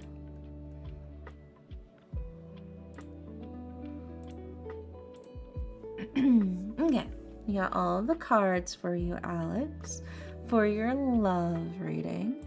So in order of left to right, we have the reverse Empress, we have the reverse Two of Wands, we have the King of Coins, and then for your Oracle card, we have Spring, and then for your Yu-Gi-Oh card, we have Contract with the Abyss. So let's go ahead and start breaking this down for you, starting with the reverse Empress card. So the Empress is very much normally, when upright, it's very like nurturing, very loving, very like creative. In its reverse though, it tends to be like an emotional or like a creative blockage, very much like detachment, or like the sense of like instability or even loss. So it feels like there is a disconnect. There is a disconnect here, in terms of love. There's this feeling that you're not fully connecting with other people, and it's sort of like putting up a wall between you and the people that you actually want to get close to, which can feel a bit frustrating, to feel like there's this wall separating you from the people you want to get closest to. But let's try and see what that wall is. Also, hi Yoku, welcome in. Because we have the reverse Two of Wands. And the reverse Two of Wands is speak but don't shout, right? There's this idea of something that's initially good has kind of outstayed its welcome. The feeling of things are a little too much. Things are a little too intense. Things are a little too loud. And so it's like, yay, maybe like your energy, I think, is a little bit too much for people upon first meeting. Like we talked before about like that sort of idea of like easing into things, easing in your energy, letting them get to know you before you start to show a little bit more. Because I feel like you're kind of unintentionally scaring people off by going full throttle, like pedal to the metal, 100% gas, like upon first meeting. And to some people, if they're not like mentally prepared for it, it can kind of like be like, oh man, if this is how they are when they're first meeting me, you know, I can't imagine how crazy they are when we get even closer. And it's like, you're already at 100%, but they don't realize that's your 100%. They think that's like your casual 50% when you first meet people, because normally people are not going full throttle, you know. Speak, no shout, whispers, reporting for day. You're so cute, Yoku. Welcome in. But there's this feeling of like, it feels like you're so intense that it's kind of pushing people away. And it's not because you're a bad person or that you're like, you know, negative or anything, because we have the King of Coins, right? The King of Coins is somebody who is very secure, very careful, very protective, somebody who's got a lot of wisdom, a lot of things going for them. There's somebody who can be a rock for somebody. But it feels very much like people don't get to see the side of you, because the first thing they see is, wow, you have a lot of energy. wow, you've got a lot going for you. Wow, you're really loud. And that's not that they're necessarily bad things, but it feels like it's putting off people because that's the first thing they see, and it can sort of like overwhelm them, and it can feel a little bit dizzying meeting you, that they don't get to see all of these other qualities that you have for yourself, like your king of coins. It feels very much like that's hidden behind the volume that you bring to the table, right? We follow it up with the Oracle card, Spring, which is rebuilding, awakening, and rebirth, right? So there's this sense of like, this is the time for you to sort of renew yourself and how you want to present yourself to other people. It feels like there's a lot of opportunities for you to sort of refine what your first impression is to people, so that they will have the chance to see all of these wonderful qualities about yourself, right? We have, with spring follows winter. So right now it feels like things are cold, things feel kind of dismal, things feel maybe a little bit lonely, but spring is coming. The snow is going to be melting, the sprouts are finally going to be popping up. You're going to start to see the greenery, you're going to start to see the flowers again, the rain. So it is very much like the sense of now is the time for you to build yourself up to be presented as how you want others to see you upon first meeting you, right? You can kind of change how people perceive you on first meetings by sort of taking the time to carefully craft, this is what's important to me, this is what I want people to know about me upon first meeting, And then that brings us to your Yu-Gi-Oh card. Also, hi, Frank. Thank you so much for your daily pillow. And Birdie, too. Thank you for your daily pillow. But your Yu-Gi-Oh card, Contract with the Abyss. This card can be used to ritual summon any dark ritual monster. You must also tribute monsters from your hand or field whose total levels exactly equal the level of the ritual monster you ritual summon. So it feels like there is a little bit of sacrifice that has to be made here. If you want to present yourself in the best possible way for people to get close to you, so you can show them all of these other wonderful traits you have to tone down some stuff in order for them to be able to see the other things, right?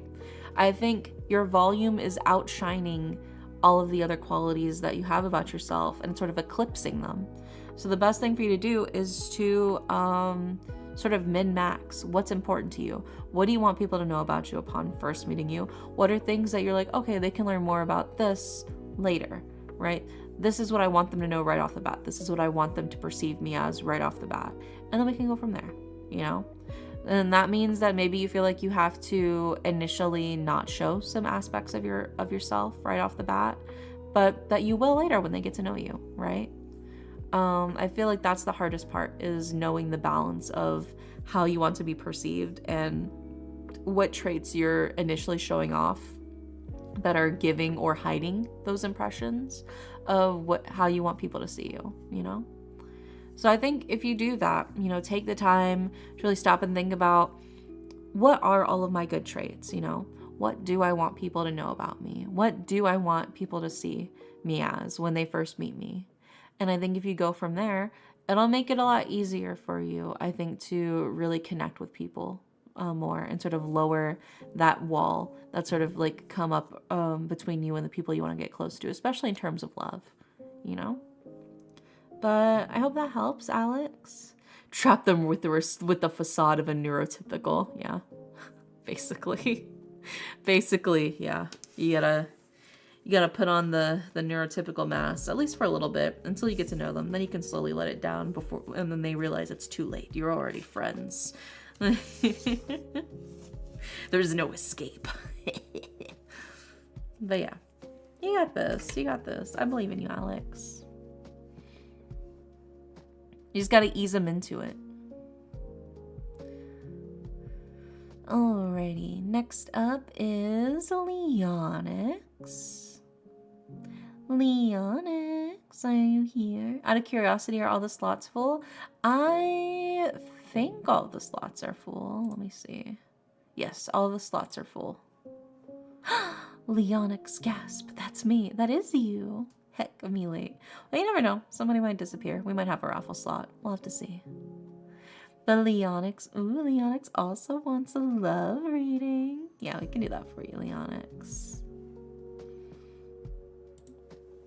Alrighty. A love reading for Leonix. Let's see what we got for you.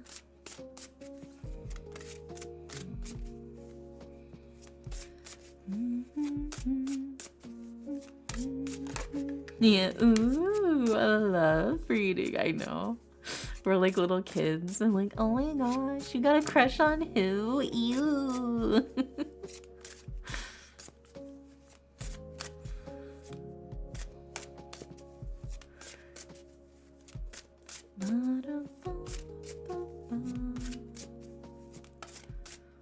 Also, I got my first pair of earrings today. Ooh, that's so exciting, Crumb. Hell yeah.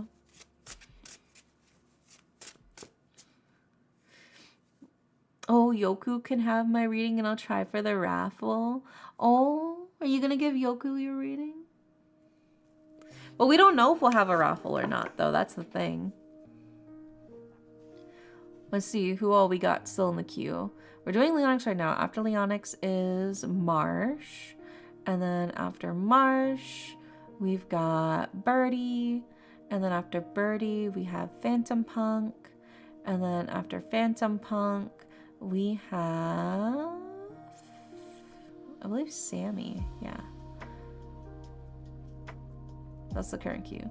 Yoku hasn't had one in a while, and I had one last week. Birdie is still lurking. Yeah, lurky, lurky. No, you still got time, Birdie. So there's a raffle I'll try for it. Okay, okay. Alright, well then we'll give Leonix's reading to Yoku then. Yoku, what would you like for your reading?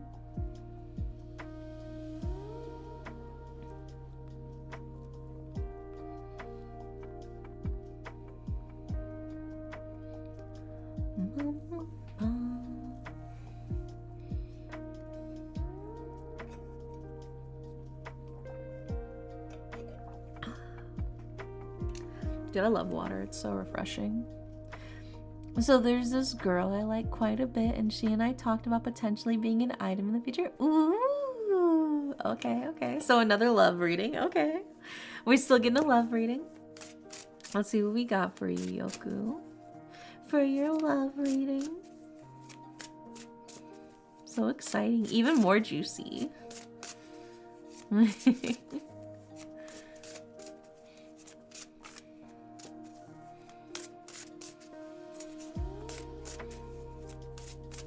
Let's see what we got for you. Yeah, everybody in chat like, ooh.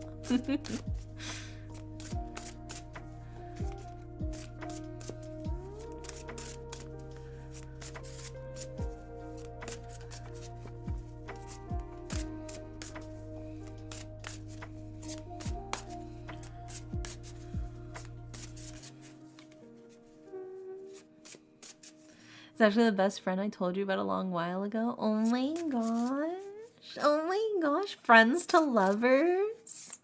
Oh my goodness. It's like a shoujo manga.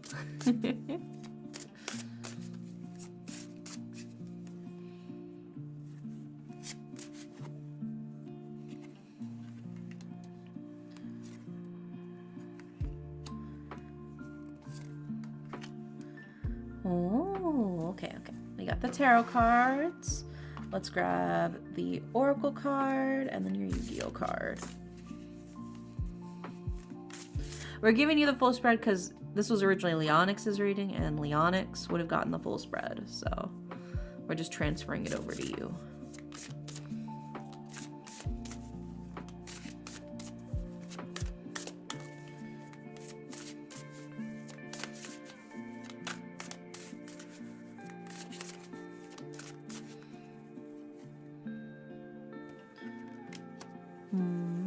And your Yu-Gi-Oh card.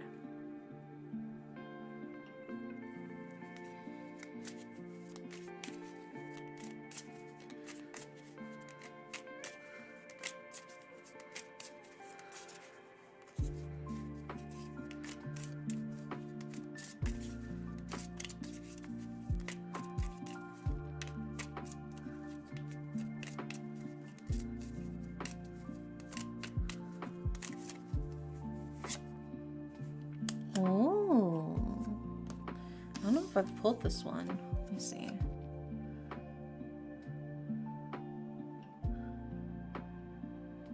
Okay. Interesting. Alright. We got all the cards for you, Yoku, for your love reading. So let's go ahead and put them up on the screen. Starting with...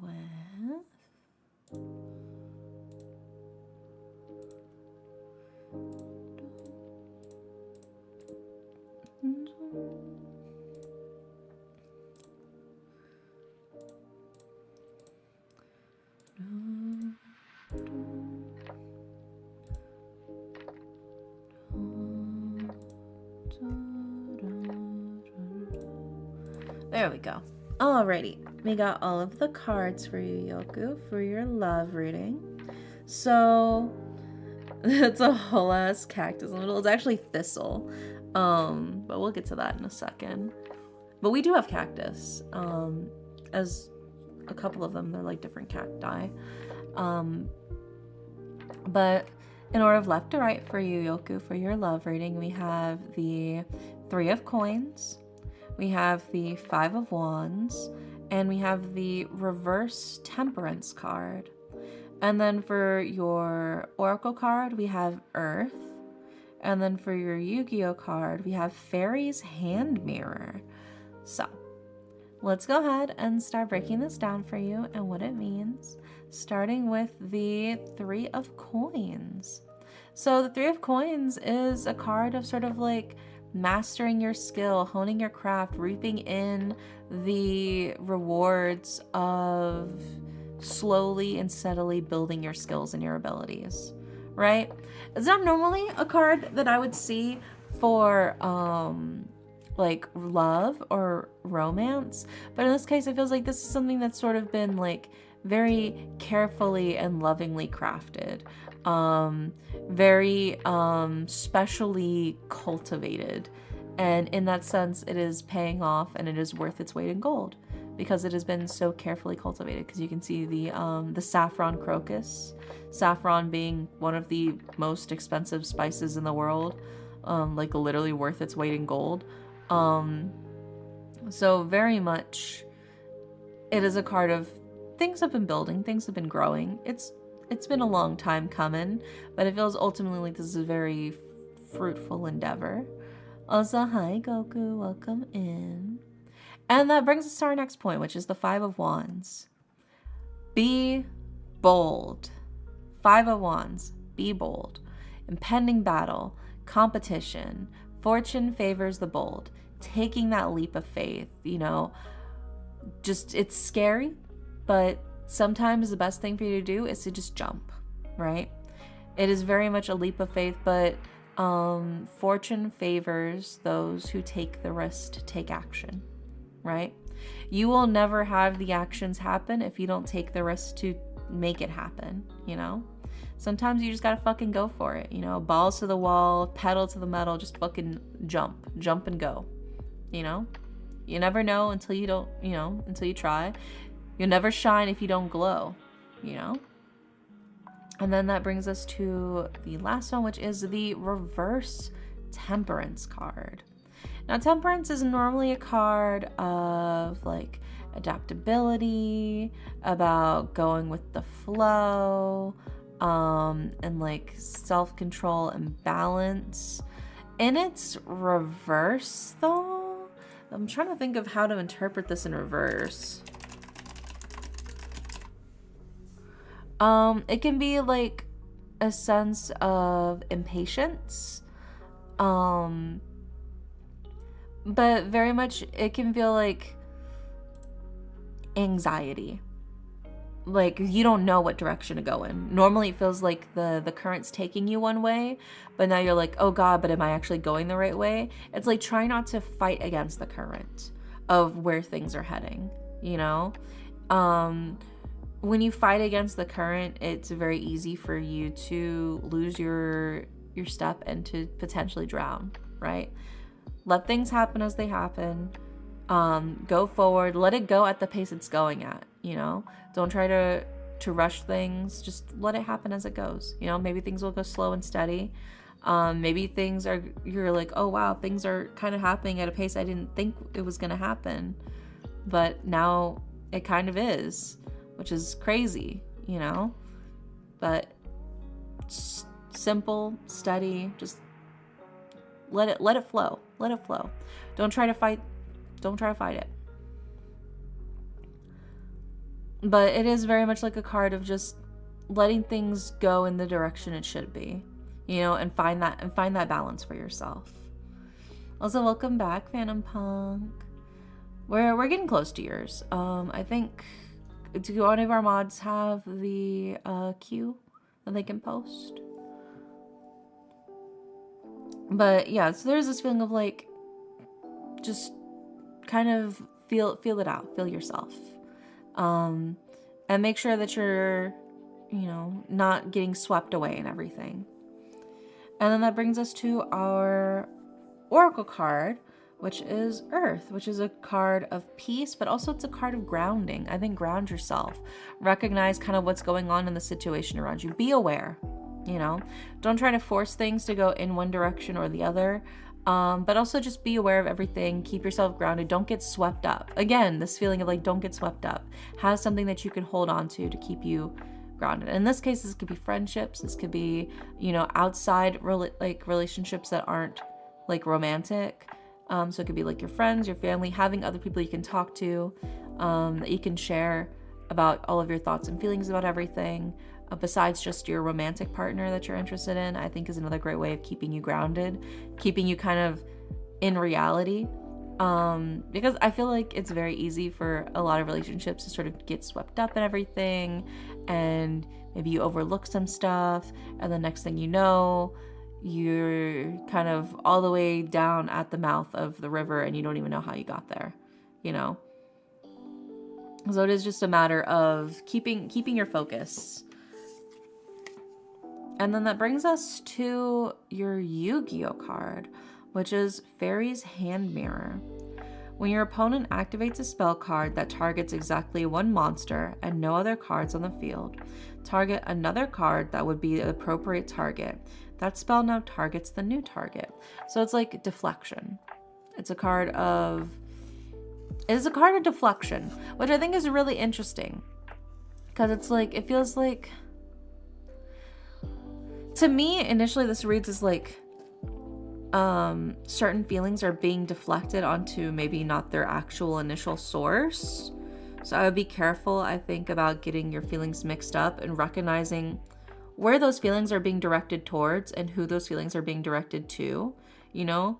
I don't know if this person that you're interested in maybe just got out of a relationship and maybe they're looking for somebody to bounce back with, or maybe that's the case for you. But to me, this kind of feels a little bit like certain emotions are kind of getting bounced around, that may not have initially been meant for you, but are sort of landing on you nonetheless. And that's why I think it's especially important for you to be grounded, to make sure you know that who they like is you and who you like is them, you know?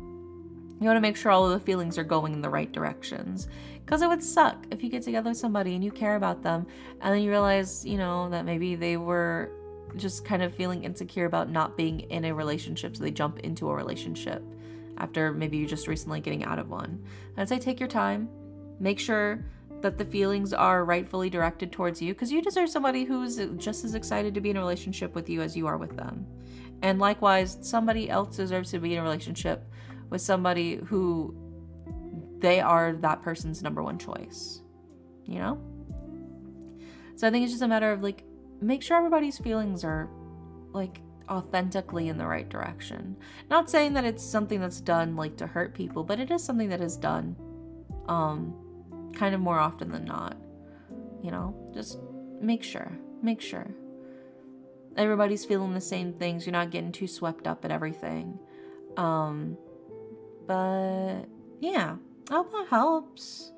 Maybe that sort of gives you something to think about. I just think having Fairy's Hand Mirror here was a very interesting card to have. Because it does, like I said, it does give that sense of like a deflection. Of things maybe being reflected in the direction they weren't initially intended to be in. But it's still something to think about, just to make sure, you know, because maybe it did initially start with them deflecting their feelings to somebody else and that somebody else being you, but then maybe it grows into something else and it becomes authentic and it becomes real, you know. It's very possible that maybe initially they were looking for something just to bounce off of, but then they're like, oh wait, there's actually a lot of really wonderful qualities about you, you know. I actually do like you a lot, like genuinely, you know. Like that could be another situation, that case too. I'd say just check and make sure all the feelings in the situation are authentically in the directions they should be, and then you should be fine. Feelings are a complicated mess, but I don't think there's anything bad in this reading. It's more of just like a be careful, be safe, be careful kind of reading. But yeah.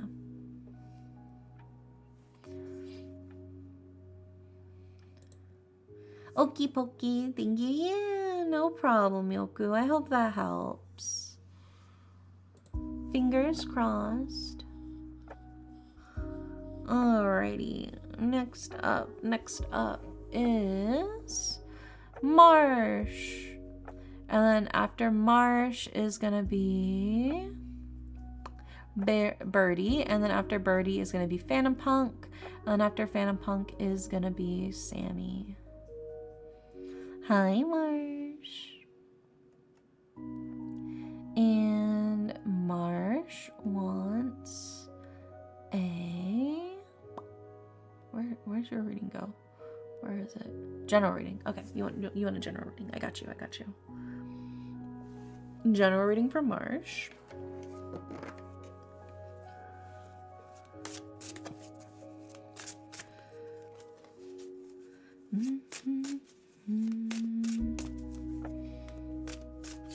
My cat came to snuggle. Oh, I love kitty cats. They're so cute. I love kitties. Also, hi Zoa. Welcome in. Sonic Racing Raid. Oh my gosh. Welcome in. How was your stream? You were playing Nier. Did you win?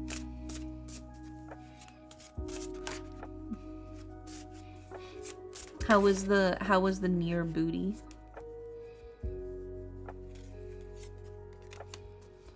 I beat the racing minigame. They have a racing minigame? Near, more like far.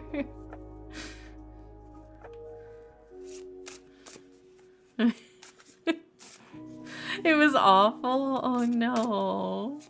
Well, did you at least have fun?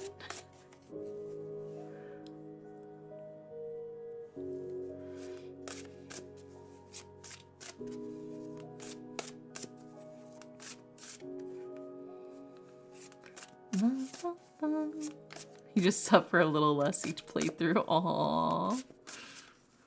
With that, I finally finished all the quests, so my next Nier stream will be the last one. Very exciting. Oh my gosh, you're reaching the end of Nier. Oh my goodness. Sweet ads. Oh no. I swear. Just bad timing. Just bad timing.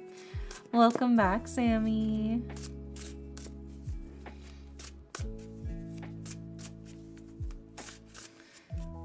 Some of these ads are absolutely diabolical. Oh my god, what kind of ads are you guys getting?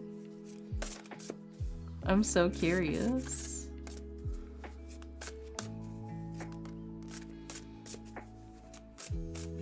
Is it like hair loss treatment?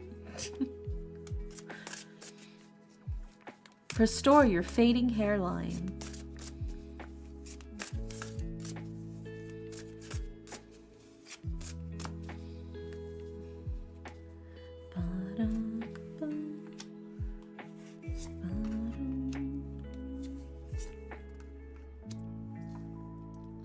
And now let's grab the Yu-Gi-Oh card from Marsh.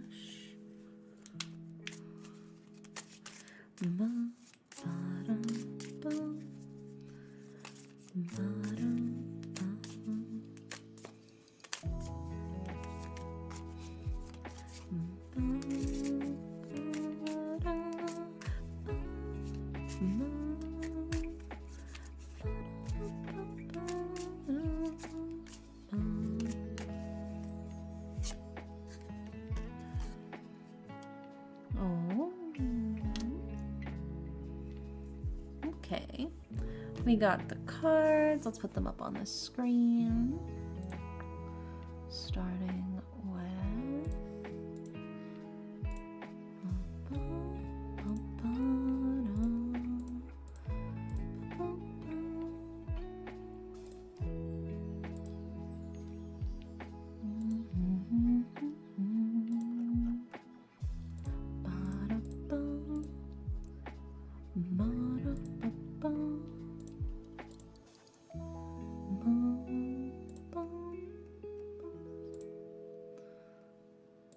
There we go. All right, we got all the cards. Now we just gotta wait for the ads to end. Come back to me, my beauties. Come back to me from ad hell. Gives me a chance to drink my water, though. Oh, hi. Hi, Marsh. Are you back? Are you here? I return. Welcome back. Welcome back. Welcome back from welcome back from the ad break. Thank you, Jeremy, for the hydrate. Yes, I've sipped my water. We got all of the cards up and ready for you, Marsh. We're ready. I'm like adjusting my glasses. If this was an anime, you would have seen like the little glasses shine, just like shing. All right, let's break this down for you. So, for your general reading, Marsh, in order of left to right, we have the Hierophant. We have the Page of Cups, and we have the Nine of Cups. And then for your Yu-Gi-Oh card, we have Monster Egg. Does anyone else's cat like to be held? Like, my cat gets mad if he's not almost squeezed. Oh, little baby. Yeah, get like one of those little like baby like sacks, you know, like where you like wrap like the sack around you and then you like put the baby inside so it's like leaning against your chest. You gotta get one of those before your cat. I'm sure your cat would love it. Yeah. I don't know what they're called. I call them baby sacks or baby wraps. I feel like if you look it up, it'll probably come up though. But yeah, let's start breaking down this reading for you, Marsh. Starting with the Hierophant. Also, hi, Sonics. Welcome in. So the Hierophant is sort of like a spiritual leader. They're very much a guiding hand. Somebody who is an authority figure, commands respects, gives guidance, but specifically through like spirituality. Not necessarily like religion, but like spiritually it feels like you're very much in tune with who you are and who you want to be, you know? And that tends to bring people, you know, to you who sort of see that and want some of that for themselves. We also have the Page of Cups. And the Page of Cups is somebody who's very sweet, very humble, very innocent, but also can kind of get a little worked up. You can see the wild strawberries here. Very much somebody who can run a little wild, but is ultimately a very sweet and very endearing and very charming person. We also followed up as well with the Nine of Cups. And the Nine of Cups is a card of storing up energy. It's taking the time to set yourself up for future success, right? It's the oasis on the horizon, abundance, and self-reliance. Trusting that you can handle things. And you're preparing to handle things even further down the line by prepping now, right? You don't have to worry about, you know, things maybe not going perfectly in the future because you already got yourself covered. You got your rainy day fund set up. You're very much a pre-planner, and it feels very much like that is coming in handy. You're not as stressed because you're already preparing for potential bumps in the road in the future, right? And then that brings us to your Yu-Gi-Oh card, Monster Egg. A warrior hidden within an egg that attacks enemies by flinging eggshells. He's a very cute looking little fella. But it feels very much like, you know, the egg is waiting to hatch. You've got a lot of really good things going for you. You're the warrior inside of the egg, and you're waiting for your perfect time to hatch. So maybe you feel like you haven't fully hatched yet. You feel like you haven't become your best self yet. There's still a lot that you want to improve. There's still a lot of things on your mind that you need to go through. You've got like a whole checklist of things that you feel like you need to accomplish and things you feel like you need to do. But you know, it feels like you also sort of recognize your own inner potential. But right now you're just kind of focusing on preparing for the future. You're like, I'm not ready yet, but I will be. I will be. So for now, I'm just doing my best to get everything settled for when the time is right, you know? But it does feel like you are on a good track. It feels like you're setting yourself up for future success. So even if you feel like you're still in your egg, throwing your eggshell to keep, you know, people away, you're like, come back later. Come back later. I'm not done cooking yet. But the cards are kind of saying like, you know, you're on the right track. You're setting everything up so when the time is right, you'll be OP as fuck and people will be begging to have you nerfed. Very much the sense of just keep going, keep trucking, keep fucking, keep fighting. You'll make it there. You're getting there. Slowly but surely, you're making your way to the top, to where you want to be. But yeah, I hope that helps. Maybe that gives you some reassurance that you're doing what you need to do and that it's working out. It's all coming together. You know, it's the Kronk meme. Oh yeah, it's all come together now. That's you. That's you.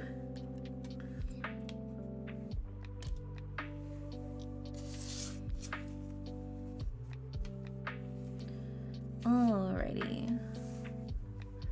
Next up is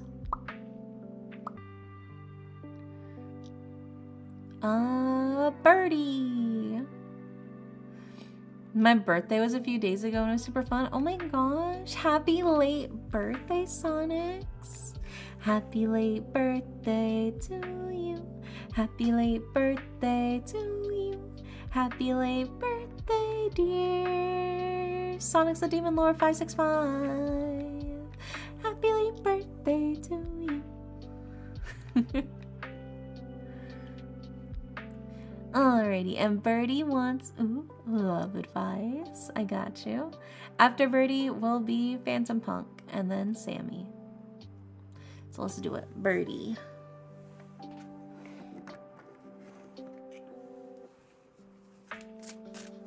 Let's see what we got for you.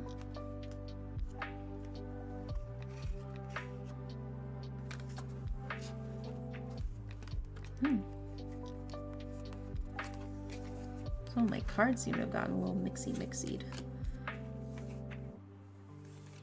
There we go. That should fix it now. We're all good. We're all good. So proud of myself for being patient. Yeah. And now we've made it to yours. Let's see what we got for you.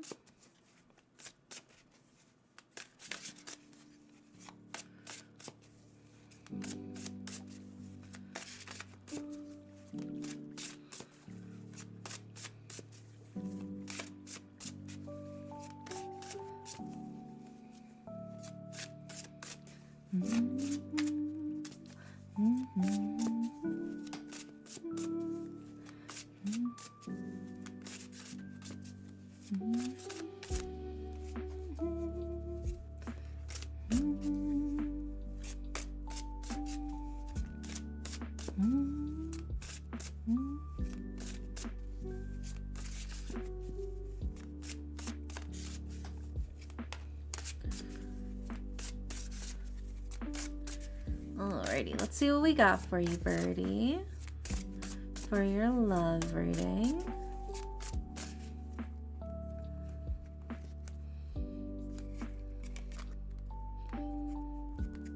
Some of these keep getting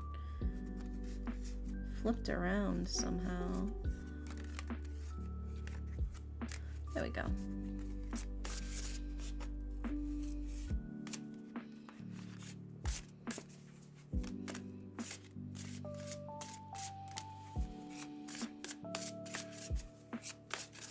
I got that messy aura. It's okay.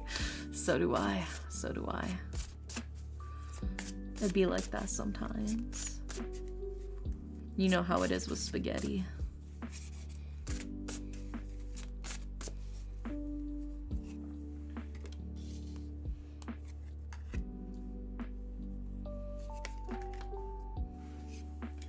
Alrighty, and now let's grab your Yu-Gi-Oh card.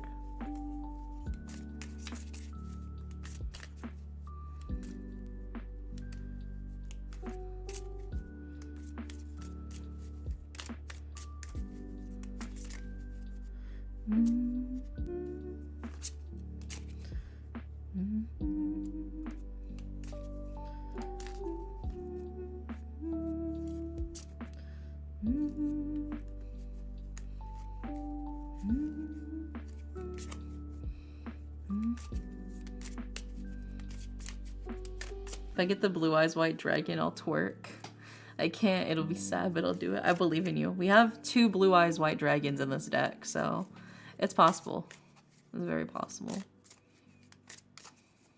You do in fact have the ability to get a blue eyes. It'd be very funny if you did.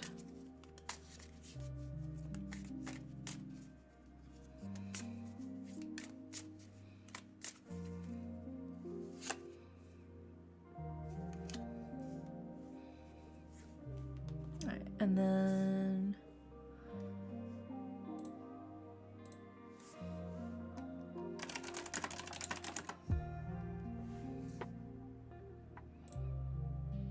let me just pull up the card.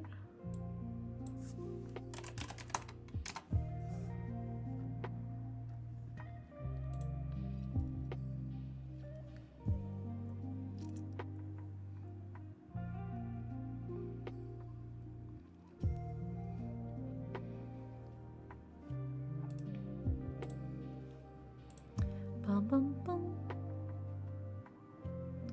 Alrighty, we've got the cards for you. So let's go ahead and pop these up on the screen for you, Birdie. Starting with... Nope. And then we've got...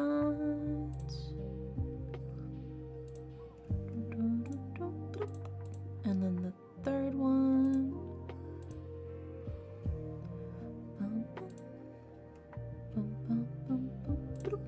There we go. Alrighty. We've got all of the cards for you, Birdie, for your love reading. So, in order of left to right, we have the Chariot, we have the Reverse Hermit, and we have the Wheel of Fortune. So right off the bat, all 3 of these are major arcana. So this is very much a reading of like, hey, I'm important, listen to me. That's what all the major arcana cards are. They want the spotlight on them. They're very much like they want to be heard. And then for your Yu-Gi-Oh card, we have the left leg of the Forbidden One. You pulled a piece of Exodia, baby. So let's go ahead and start breaking this down for you, starting with the Chariot. So the Chariot is, my cat's on my left and it tracks, yeah. So the Chariot's a card of victory. It's a card of triumph. It's a card of willpower, of success. It's taking everything that you've learned and using it to achieve greatness, right? It's triumph and conquering, right? It's victory, which right off the bat sounds great. But we also followed up with the Reverse Hermit. And while the Hermit is normally somebody who guides by example, somebody that is humble and contemplative, in its reverse, it kind of turns up some of those characteristics to 100. And it can be somebody who's maybe a little bit of a recluse, somebody who tends to shy away from the world, to hide, somebody who's maybe a little bit detached from reality or from society. But it can also be a card of like holding back on your true self, holding back from being your full, genuine, authentic self.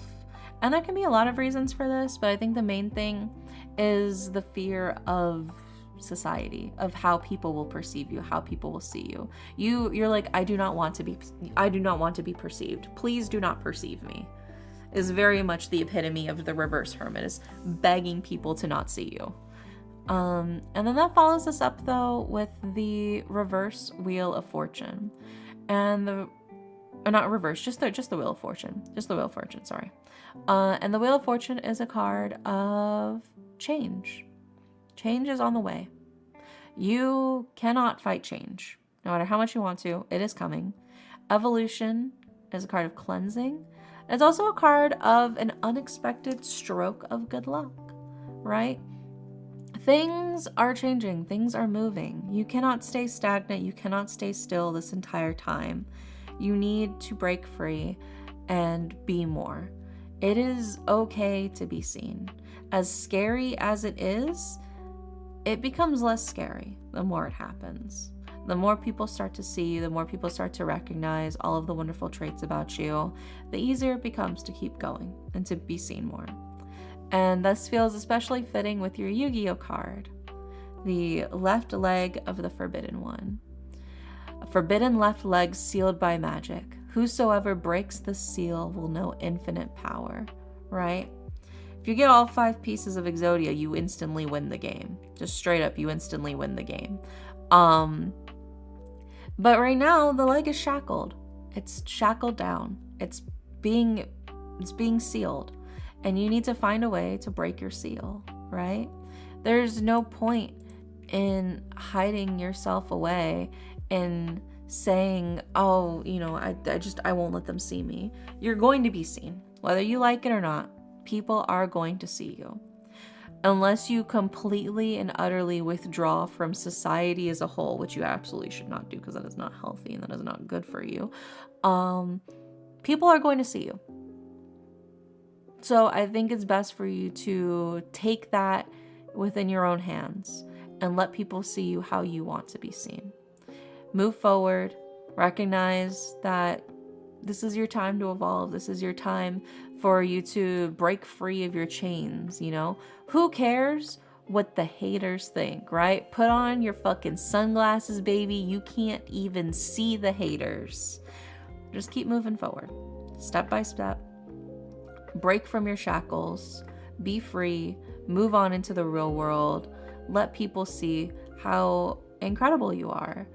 And, don't be so terrified of what the fucking random stranger behind you at the 7-Eleven checkout's gonna think. Like, you're never gonna see them again. Live your life, So hi, Phantom Punk.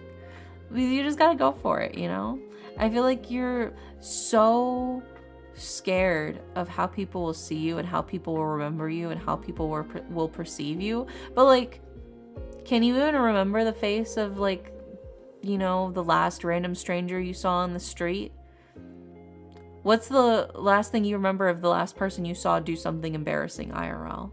Maybe somebody forgot to do something, or they fell, or they dropped their shit. Do you actively remember all of the details of what that person looked like? Do you remember, everything about them? You don't. They've already, passed by your mind. I feel like once you recognize, people aren't going to remember your embarrassing shit, especially not strangers. It makes it a lot easier, I think, to navigate the world. Also, eternal peace for me. Thank you so much for the follow. Welcome in. But it is very much like a thing of, like, you're so scared of being perceived, but, like, how much do you even perceive of the world? Like, let's be real. How much are you actively remembering of other people's embarrassing moments? Those same people are also thinking, oh my god, everybody just saw me fall on my ass. They're gonna be talking about me to all of their friends. They're gonna be making fun of me. They think I'm so stupid, right? You've already moved on with your day. You already got your coffee. You maybe had the thought of, oh, oof, I hope they're okay. But you've already moved on. You've already decided, okay, now I need to do this. I need to focus on this. Oh my gosh, I have this deadline coming up. Oh my gosh, I have to work on this. Like, it's already out of your mind. You probably can't even remember their face, right? The same for them to you. You do something, unless you do something so egregiously bad, like I'm talking like you try to like fight somebody at the fucking Denny's, nobody's gonna fucking remember. If you were a little awkward, if you know, tripped or stumbled a little bit, you know, they're not gonna fucking remember. They barely even remember what they had for breakfast. Denny's fights are fun though. You gotta control yourself, man. You gotta control yourself. But I think once you free yourself from these shackles of the fear of perception, that'll help you become who you really want, especially in terms of love. Because if you want love, you have to let somebody perceive you. You have to let somebody see you in order for them to fall in love with you. How are they going to fall in love with you if they don't even see you? Did you ever think about that? Did you ever think about that, Birdie? Oh, jeez. Oh, jeez. Yeah, it's okay. The scariest thing is letting people see who you are, but everybody has that. Everybody's scared of that. We're all the same. Everybody is scared to show everybody their true colors because they're scared of rejection. So you just got to recognize, okay, well, they feel the same way I do, so I'll treat them how I want to be treated when I'm open about myself, you know? And that will draw in more people who will treat you the way that you're treating other people, you know? So if you're treating people with love and grace and understanding and openness, then you're going to attract more people who will treat you the exact same way, who will treat you with that same love and grace and openness and understanding. And then you'll find love. But how are you going to find love if you're not going out to find love? It's not going to, unless they start coming out with mail order online Android boyfriends, you know, or girlfriends or partners of any, you know, it's an Android. You could customize your settings. Until they actually make that happen, we're only going to ever read about that in manga. All right. We're only going to read about sexoroids in manga. You have to actually go out and meet people. Had to get out of the Denny's parking lot sometime. Yeah. They're not dropping off the sex robots at the Denny's parking lot. I can assure you of that. But I hope that helps. Maybe that gives you some encouragement, you know? Some reassurance. Everybody's scared of being perceived, but don't let that stop you, you know? Especially if you're looking for love. If you're looking for a little zesty lovey love, you know? You got this.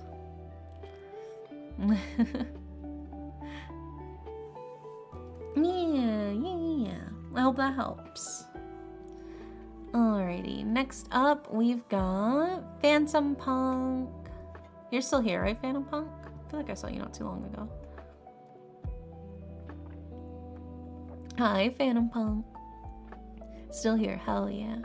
And Phantom Punk wants a reading on what's coming my way soon. Alright.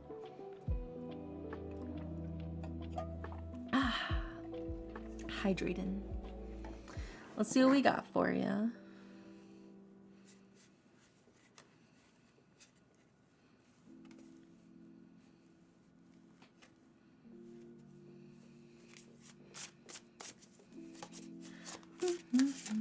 What's coming Phantom Punk's way?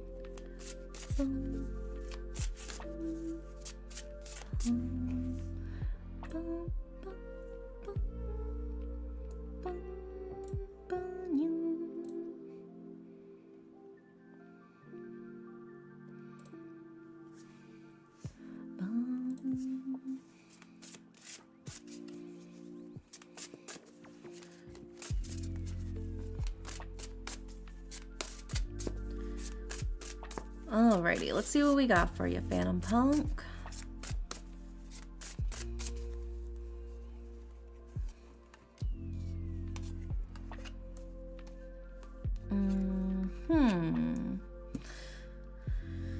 Alrighty, that is a reading. Well, let's get your Yu-Gi-Oh card.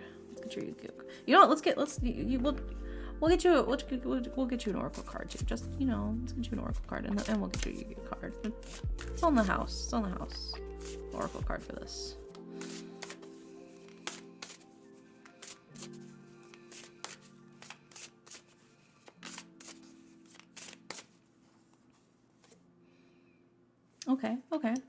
Okay. And now let's grab your Yu-Gi-Oh card.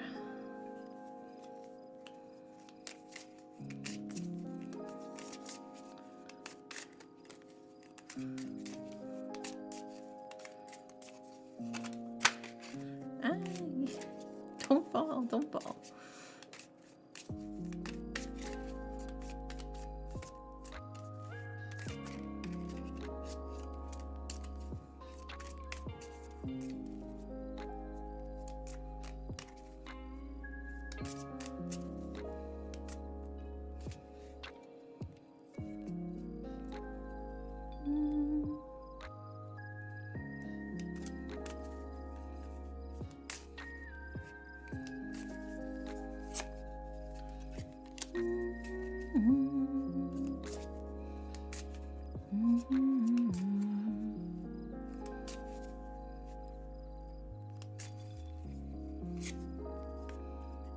Okay. I got all the cards for you. There we go. Okay. Let's go ahead and put these up on the screen for you, Phantom Punk. Starting with...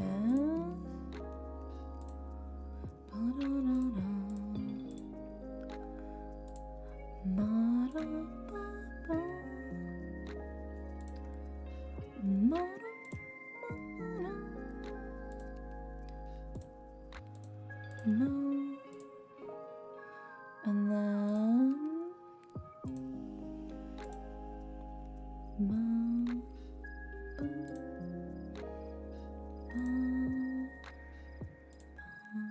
there we go. Alrighty. We've got all of the cards for you, Phantom Punk, for your reading of what's kind of heading your way. In order of left to right, we've got the reverse Hierophant, we have the Ten of Swords, and we have the Four of Coins.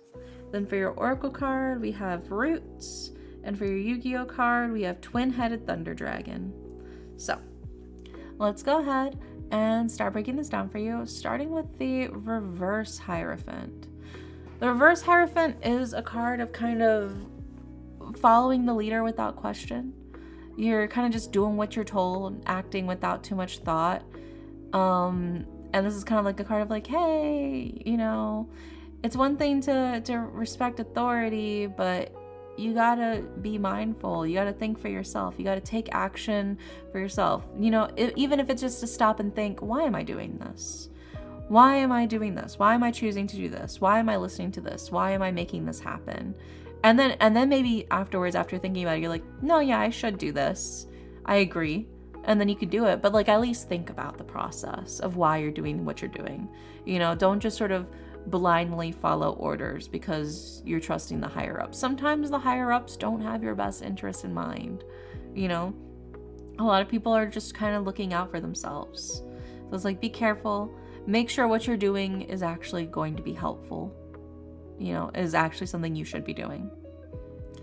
And then we followed up with the Ten of Swords. And the Ten of Swords is the card of pain. It is a card of misery. It is a card of misfortune, despair, anguish, defeat. Well, it's not a fun card. You're being stabbed by 10 swords. It's literally you're being stabbed by 10 swords. It is outside interferences, sort of all kind of stabbing you in the back. It feels very overwhelming. It feels like shit is not having a good time. That's what I was like, let me see what's going on. Not a fun time. Unfortunately, the not fun times cannot be avoided. That's just a part of life. But these are also temporary, right? This too shall pass. I think knowing at least a little bit ahead of time that something really shitty is going to happen at least gives you the mental preparation to handle it when it comes. And you'd be like, I knew this was going to happen. I'm ready for it. I just got to work through it. It'll be over soon, right? So it's coming. Unfortunately, it's coming. It's not going to be a super pleasant experience. It's going to kind of suck a lot of ass.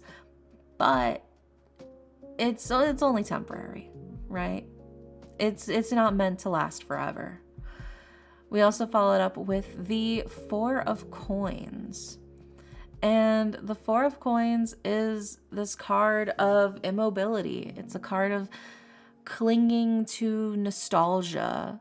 It's feeling like you are not satisfied or happy with where you are right now. And maybe you're looking to the past, to the quote unquote good old days. Were they really that good though? I think it's very easy to look at the past with rose-tinted glasses and think about how much better things were back then, but that's not necessarily true. You can see the flower here is actually honeysuckle, which smells amazing and tastes delicious, but it is super invasive, right? Honeysuckle will completely choke out any other local plant and just take over everything, right? Sure, it's beautiful. Sure, it tastes wonderful, but it, if left unchecked, can completely destroy a local ecosystem, right? And I think that's the thing here. Yes, in moderation, look back fondly on old memories, but don't let the desire for the past control your future. You know, there is no such thing as the good old days. There was always something that was not perfect back then too. You're not remembering it now because all you're thinking about actively is the good memories. But like, say for instance, the people who think about high school and they're like, man, I miss being in high school. No, you don't. You do not miss being in high school. Don't lie to yourself. High school sucked ass, dude. Okay? Do you really want to be sitting in your fucking, like, 8 a.m. math class again? You know? Hearing people talk about, like, fucking who's gonna ask who to prom, or, like, laughing when somebody asks you out, or, like, shit like that. Like, you don't want to be back in high school. It was so much drama back then because everybody's going through hormones and all of this shit, you know? And nobody's really having a good time in high school. If high school is your peak, like, that is the worst, okay? You will always find better. You will always find better when you're an adult, okay? You don't even have that much autonomy over yourself, you know? But people will look back on high school and be like, man, I remember all the fun memories of high school. I remember having fun hanging out with my friends after school. You know, I remember doing this and this, you know? That's fine to look back on those old memories and be like, man, yeah, I remember having so much fun doing this. But don't think that the past was better than the future, you know? Don't think, man, I wish we could go back to the good old days, you know? It wasn't that good. It wasn't that good. Like, enjoy your memories, but like, the future is where it's at. And the present is where it's at. Enjoy your present moments where you can, but also look forward to the future. Don't keep glancing back at the past desperately. It's only going to hold you back, right? When you look to the past, you don't see where you're heading. And there, I got art for you. You want in a hyper fan Discord? Yeah. Yeah. I even have real friends. The only reason I go back would be to do better.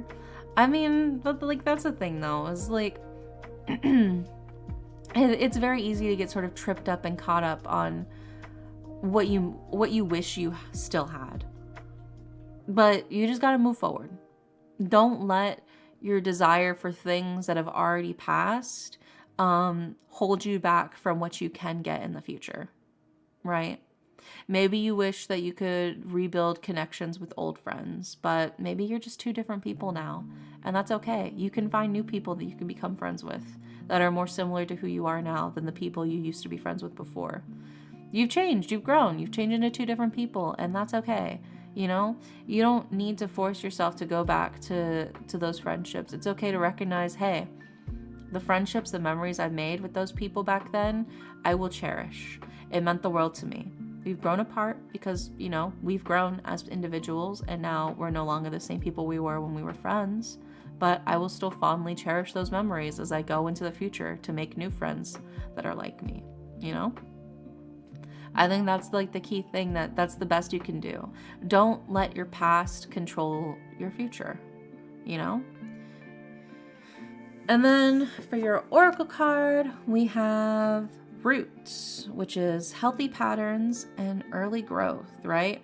I think it's also a matter of you don't even see how much progress you make a lot of the time.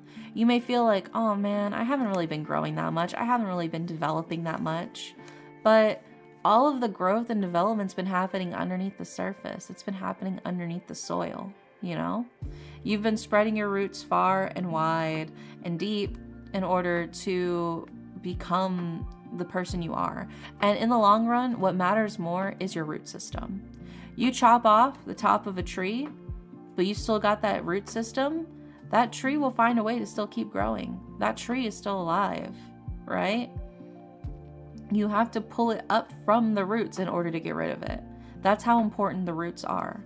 So even if you feel like you're not growing or developing into who you want it to be or who you wish you could be, it's under the surface, you know? I think trust and rely on the fact that you've been slowly and steadily building up a stable foundation for yourself, and that'll come in handy in the future. So even if you feel like you're being attacked from all sides and shit's falling sideways, trust that, you know, even if somebody fucking takes an axe to your tree trunk, you know, you still got your deep roots. And that brings us to your Yu-Gi-Oh card. Twin-headed Thunder Dragon. Thunder Dragon. Thunder Dragon. It's two Thunder Dragons. Two heads are better than one. You know, you don't have to do everything by yourself. I think trusting and relying on people that you care about, getting their opinions, and recognizing that you're navigating the world in a world that's full of communities, that's full of other people that are also, you know, looking for people that they can trust and rely on too. Art poster and ready for your eyes. Oh my gosh, let me see. Let me shimmy here. Where's the Froggy server? Oh my gosh, I got my knife. Yeah, look at me. It's very cute. I love it, Vivi. Thank you. But yeah, I mean, I think the key thing here is you don't have to do everything alone, Phantom Punk, you know? You've got people around you who care about you, who want to be a part of your life, and, I mean, let them. Move forward knowing that you're not moving forward alone. You know? Sometimes the people will help you come up with solutions and ideas to things that you would have never thought of by yourself. And you can help them by thinking in ways that maybe they wouldn't have thought of too. You know? This life isn't one we have to live alone. So even when, you know, shit inevitably hits the fan, because sometimes shit just inevitably hits the fan in life, you've got backup. You got people right here next to you right now. Not the ones in the past, the ones right now that you can trust that'll have your back. And then, you know, you'll both get your mops and you'll start mopping the place up, start cleaning everything up, you know, scraping the shit off the walls, and you move forward. Got a great support system? Yeah, I feel like that's the most important thing, is knowing you've got a strong foundation, solid roots, a good support system. That's the best thing you can have. So when things do inevitably not go according to plan, you know, you got people you can trust. You got people who've got your back, who will help. That's the best you can do. I think just remember that. So even when things get rough, even when the going gets tough, you know, the tough get going. You got this. You are not alone, and it'll be okay. Even when shit gets rough, it'll still be okay. But yeah, I hope that helps, Phantom Punk. Fingers crossed. Maybe that gives you a little bit more reassurance. Yeah, no problem, no problem. Alrighty, and the last reading is for Sammy. Are you here, Sammy?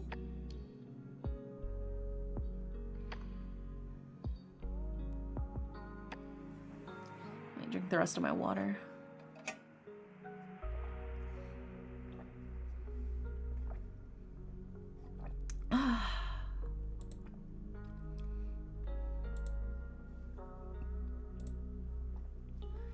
Sammy.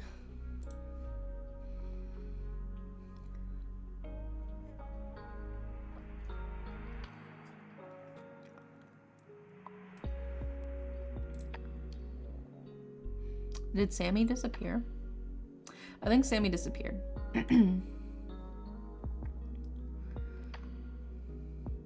Well, Sammy seems to have disappeared into the ether, and that was the last reading. So we're going to turn the last reading into a raffle slot.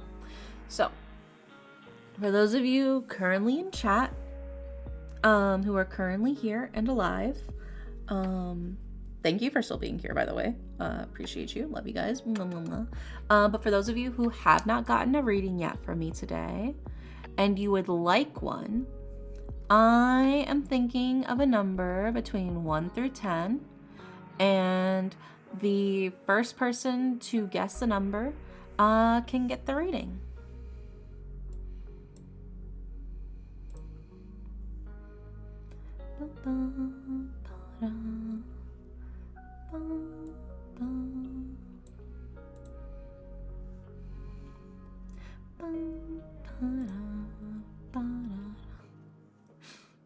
I believe in you, Leonix. I believe in you. If nobody else is going to chime in, I'll just give it to you, Leonix. I think everybody else might have already gotten their readings.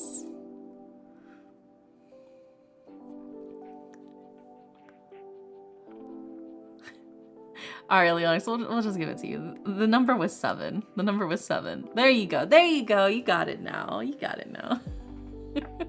Yay, Leonix. Yay! Alright, and Leonix, you still want a love reading? Slowly but surely. It was so funny because you said 6 first, and then you skipped to 8. So the number was 7. You just skipped right through the number. Yes, please. Okay, we can do a love reading for you.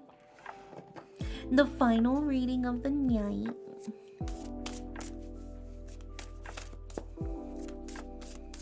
I'm bad at guessing. It's okay, it's okay.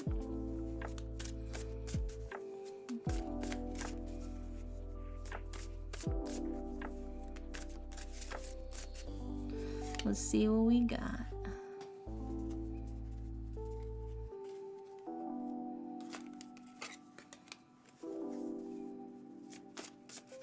It's because 6 is my favorite number and 8 is my mom and brother's. So I do them for luck. Ironically, it backfired though.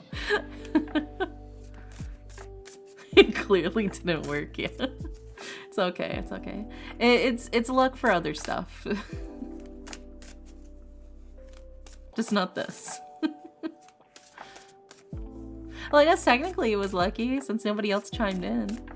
That meant that you by default got it. So in a way, it was still lucky, just not in the way you intended.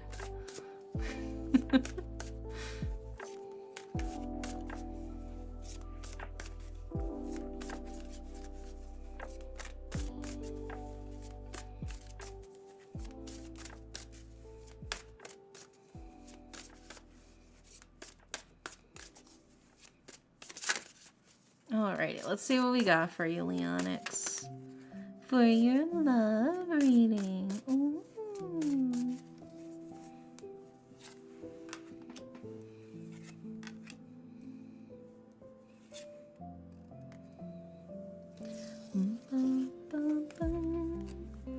Can I still have full house or just... No, you can still have full house. Don't worry. You'll still get full house.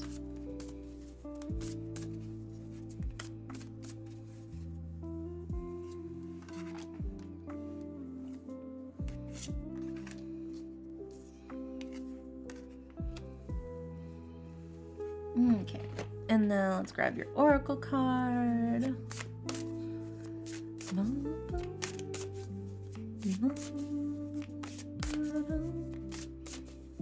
Such a benevolent stream. Trying to sweet talk me after I already gave it to you. Silly.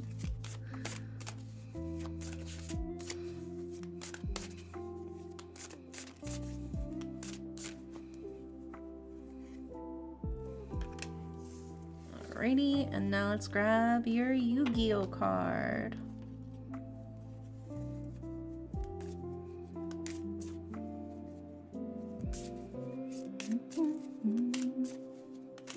I'm always a sweet talker, yeah. The only thing you got coming out of your mouth is sugar. Give me some sugar. I am your neighbor. Alright.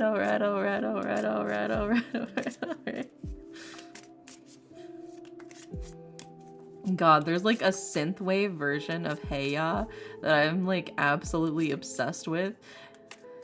It's so wild to think that that exists. It's true, he sweet talks me all the time. Yeah, very true.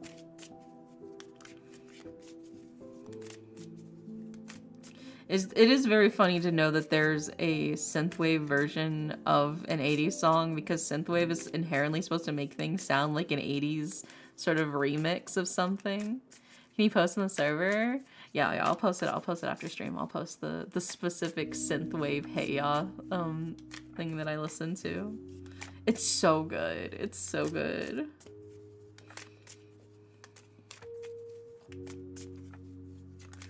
So it's like double the 80s. It's like 80s squared.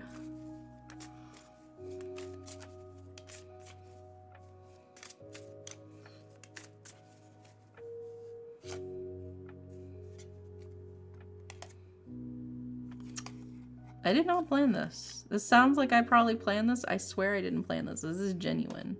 This is a genuine card pool. All right. Damn, it's the 1600s. Would you like to see my earrings? Yeah, that'd be cool to see. Let's go ahead and put these up on the screen for you. Leon X.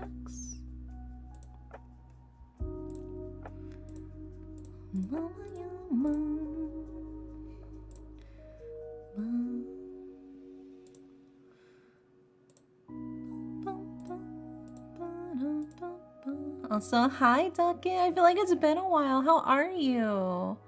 How's it going? And then the last card is...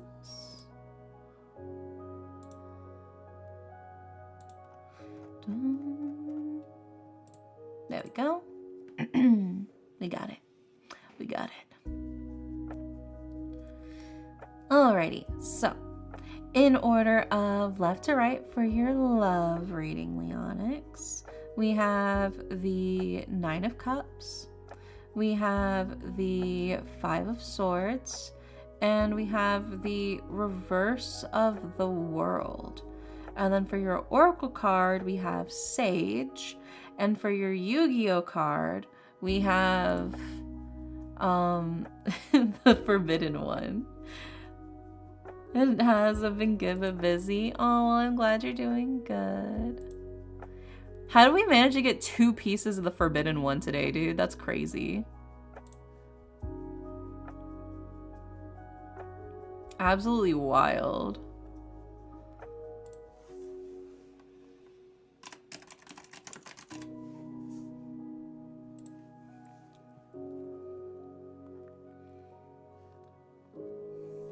Me, I'm glad you're doing good. Alright, well, let's go ahead and start breaking this down for you. Also, good night, Sand. Sweet dreams. Starting with the 9 of Cups. So the 9 of Cups is a card of setting yourself up for future success, right? It's self-reliance, storing up energy, and abundance and contentment, right? You're taking your time, slow and steady, you're not in any rush, setting yourself up for future success. And honestly, that's the best thing you can do. It's just slow and steady wins the race, building yourself up. We also follow it, though, interestingly, with the Five of Swords. And the Five of Swords is kind of like a card of sort of keeping other people away. It's a card of like, so the plant here is stinging nettle, which is known for its stinging quality when you get too close to it. It does this to protect itself, but ultimately it feels like you are keeping people at a distance. There are people who want to get close to you, but it feels like you are definitely keeping them at a distance. And maybe it's to protect yourself and to keep yourself safe because you've been hurt before and you don't want to get hurt again.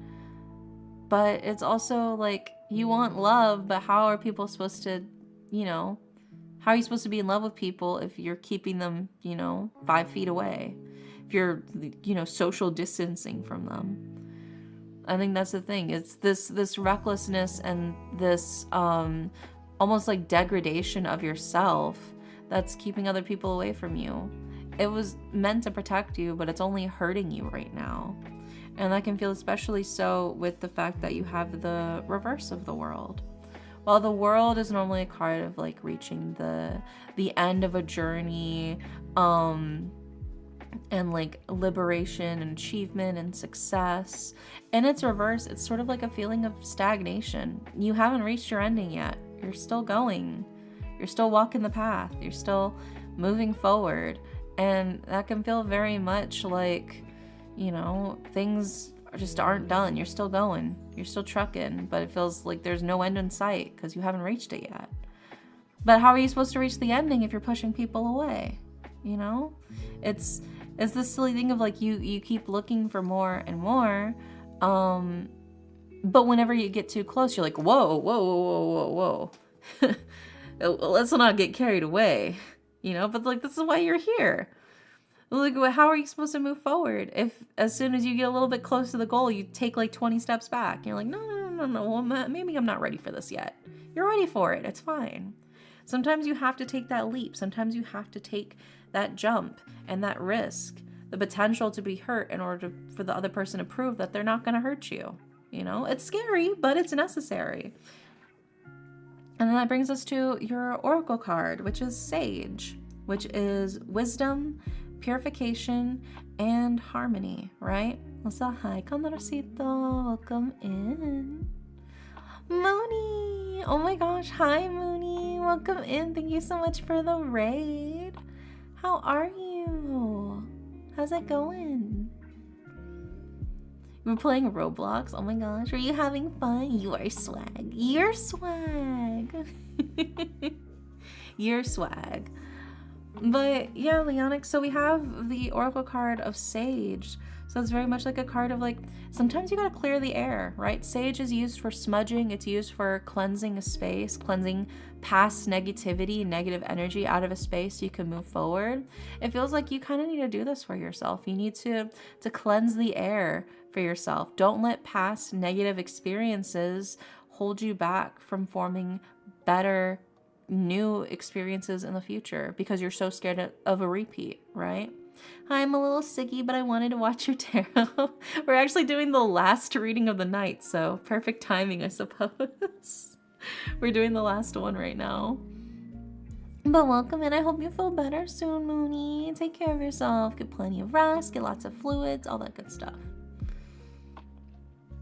But yeah, so it feels very much like you just gotta take the risk, As much as it's scary to risk letting other people hurt you, it is the only way for them to truly prove that they're not, Also, oh my gosh, only one. Thank you so much for the 10 biddies. Namaste. Thank you. And thank you for the follow. It's Rad Nomad. Welcome in.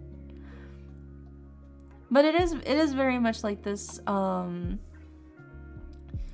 the sense of you have to take the risk. In order for people to prove that they're not going to hurt you, you have to give them the potential for them to hurt you, right? And that's terrifying because you have been hurt in the past. And you're like, I don't want to experience it again. But, love is about trust. You have to trust okay, they're not gonna just use me and dump me, right? They're not just gonna come and go, you know, like the like the gas station, they're gonna treat you like the person you deserve to be treated as. It's scary. I know it's scary. It is very scary to be vulnerable, but it's ultimately worth it in the end when you trust somebody and they repay your trust, right? That's the best feeling. And it's risky, you know, but it's ultimately worth it, right? You can't let your past negative experiences cloud the potential for new good ones in the future. So you gotta smudge your space, you know? Purify it. And then that brings us to your Yu-Gi-Oh card. Exodia the Forbidden One.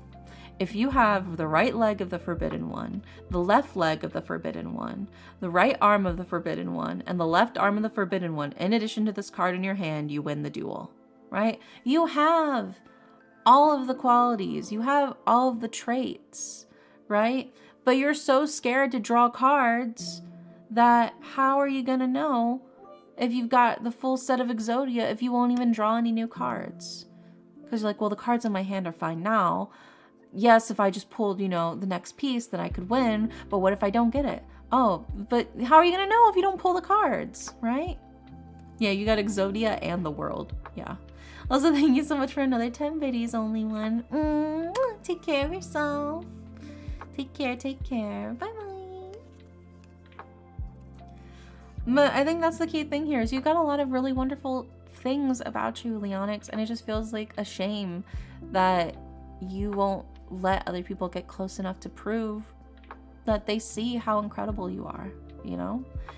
I understand that you don't want people to hurt you, but the only way for them to prove that they're not going to hurt you is by giving them the ability to potentially hurt you. Also, thank you, Mooney, for the 5 biddies. Get well soon. You've got all of the makings, Leonix, of somebody absolutely incredible. And it just feels like a shame that you are afraid to let them get too close to see, you know, that you are Exodia. That you're game breaking in some instances of powerful. So Ducky, thank you for the 50 biddies. Thank you. But it is very much like you just gotta go for it. You have to trust, you know, trust the process. If you give somebody your trust and they break it, it hurts and it sucks. But that just proves that they weren't worth your trust, right? It doesn't mean that you should never trust anybody again. It just means that specific person was not worth your trust. But you move on to the next person and you give them your trust. And then they don't break it. And they reciprocate. And they prove themselves to you. And they, in turn, trust you. And you prove yourself to them. That's how you find love. But you can't get close to anybody unless you're open and unless you're vulnerable. You know? So if you want love, you have to be open to being hurt. That's the scary thing. You have to be open to being hurt. And just hope that they won't. And then when they inevitably prove like, hey, no, of course I would never hurt you. Of course I would never betray your trust. Then you've got something special there. But you got this. You've got a lot of really wonderful, incredible, and powerful abilities all welled up inside of you. So trust that even if, you know, a couple of people try and break your heart along the way, that you're stronger than that. And that you will keep moving forward. And that you will find somebody who will not betray your trust. You know? It'll be okay. Also, hi, Radiant. Hi, Darius is heading to bed. I want to swing by and see my fave sleepy wizard. Get plenty of rest, Radiant. Sweet dreams. Night-night. But yeah, I believe in you, Leonix. It's gonna be Daijobu. It's gonna be Daijobu. It's all gonna be a-okay. Yeah? Yeah. You got this. You got this. Alright, well that is officially all of the tarot readings for today. We've done them all. Tomorrow, I'm debating on what I'm gonna play. I have a couple of ideas for certain things. Hold on, I have like my little notepad. Where's my little notepad of all my things I was thinking about? So, one of the things I was thinking about was vampire therapist. There's vampire therapist. I thought it'd be kind of funny for us to be vampire therapists tomorrow. Or I try and learn Balatro. Or I look and find another Yuri visual novel, because I've been kind of on a Yuri kick lately. I've been really into Yuri visual novels. So, we'll see. One of those three. I'll probably pick one of them tonight. But those are the 3 potential options for tomorrow's stream. Balatro, yeah. I'll learn how to play Balatro. I've been summoned. Yeah, I have to learn how to play it and stuff. That's one of the options. So it's vampire therapist, Balatro, or I look for another Yuri visual novel I can play. One of those 3 is happening tomorrow. You'll find out soon enough. But yeah, we're gonna see who is online. Our fave Froggy is online. There's also ASMR. There's Legend of Zelda. ASMR. Minecraft. Do you guys want Marvel Rivals, Minecraft, or Legend of Zelda? Which one you want? That determines who we're rating out to.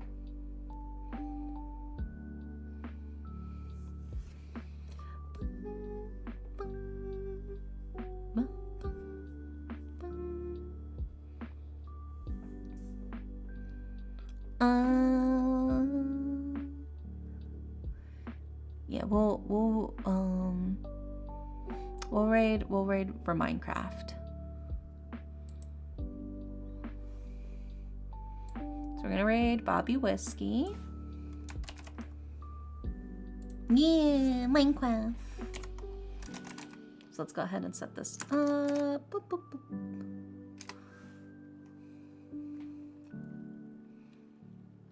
Yeah, Minecraft.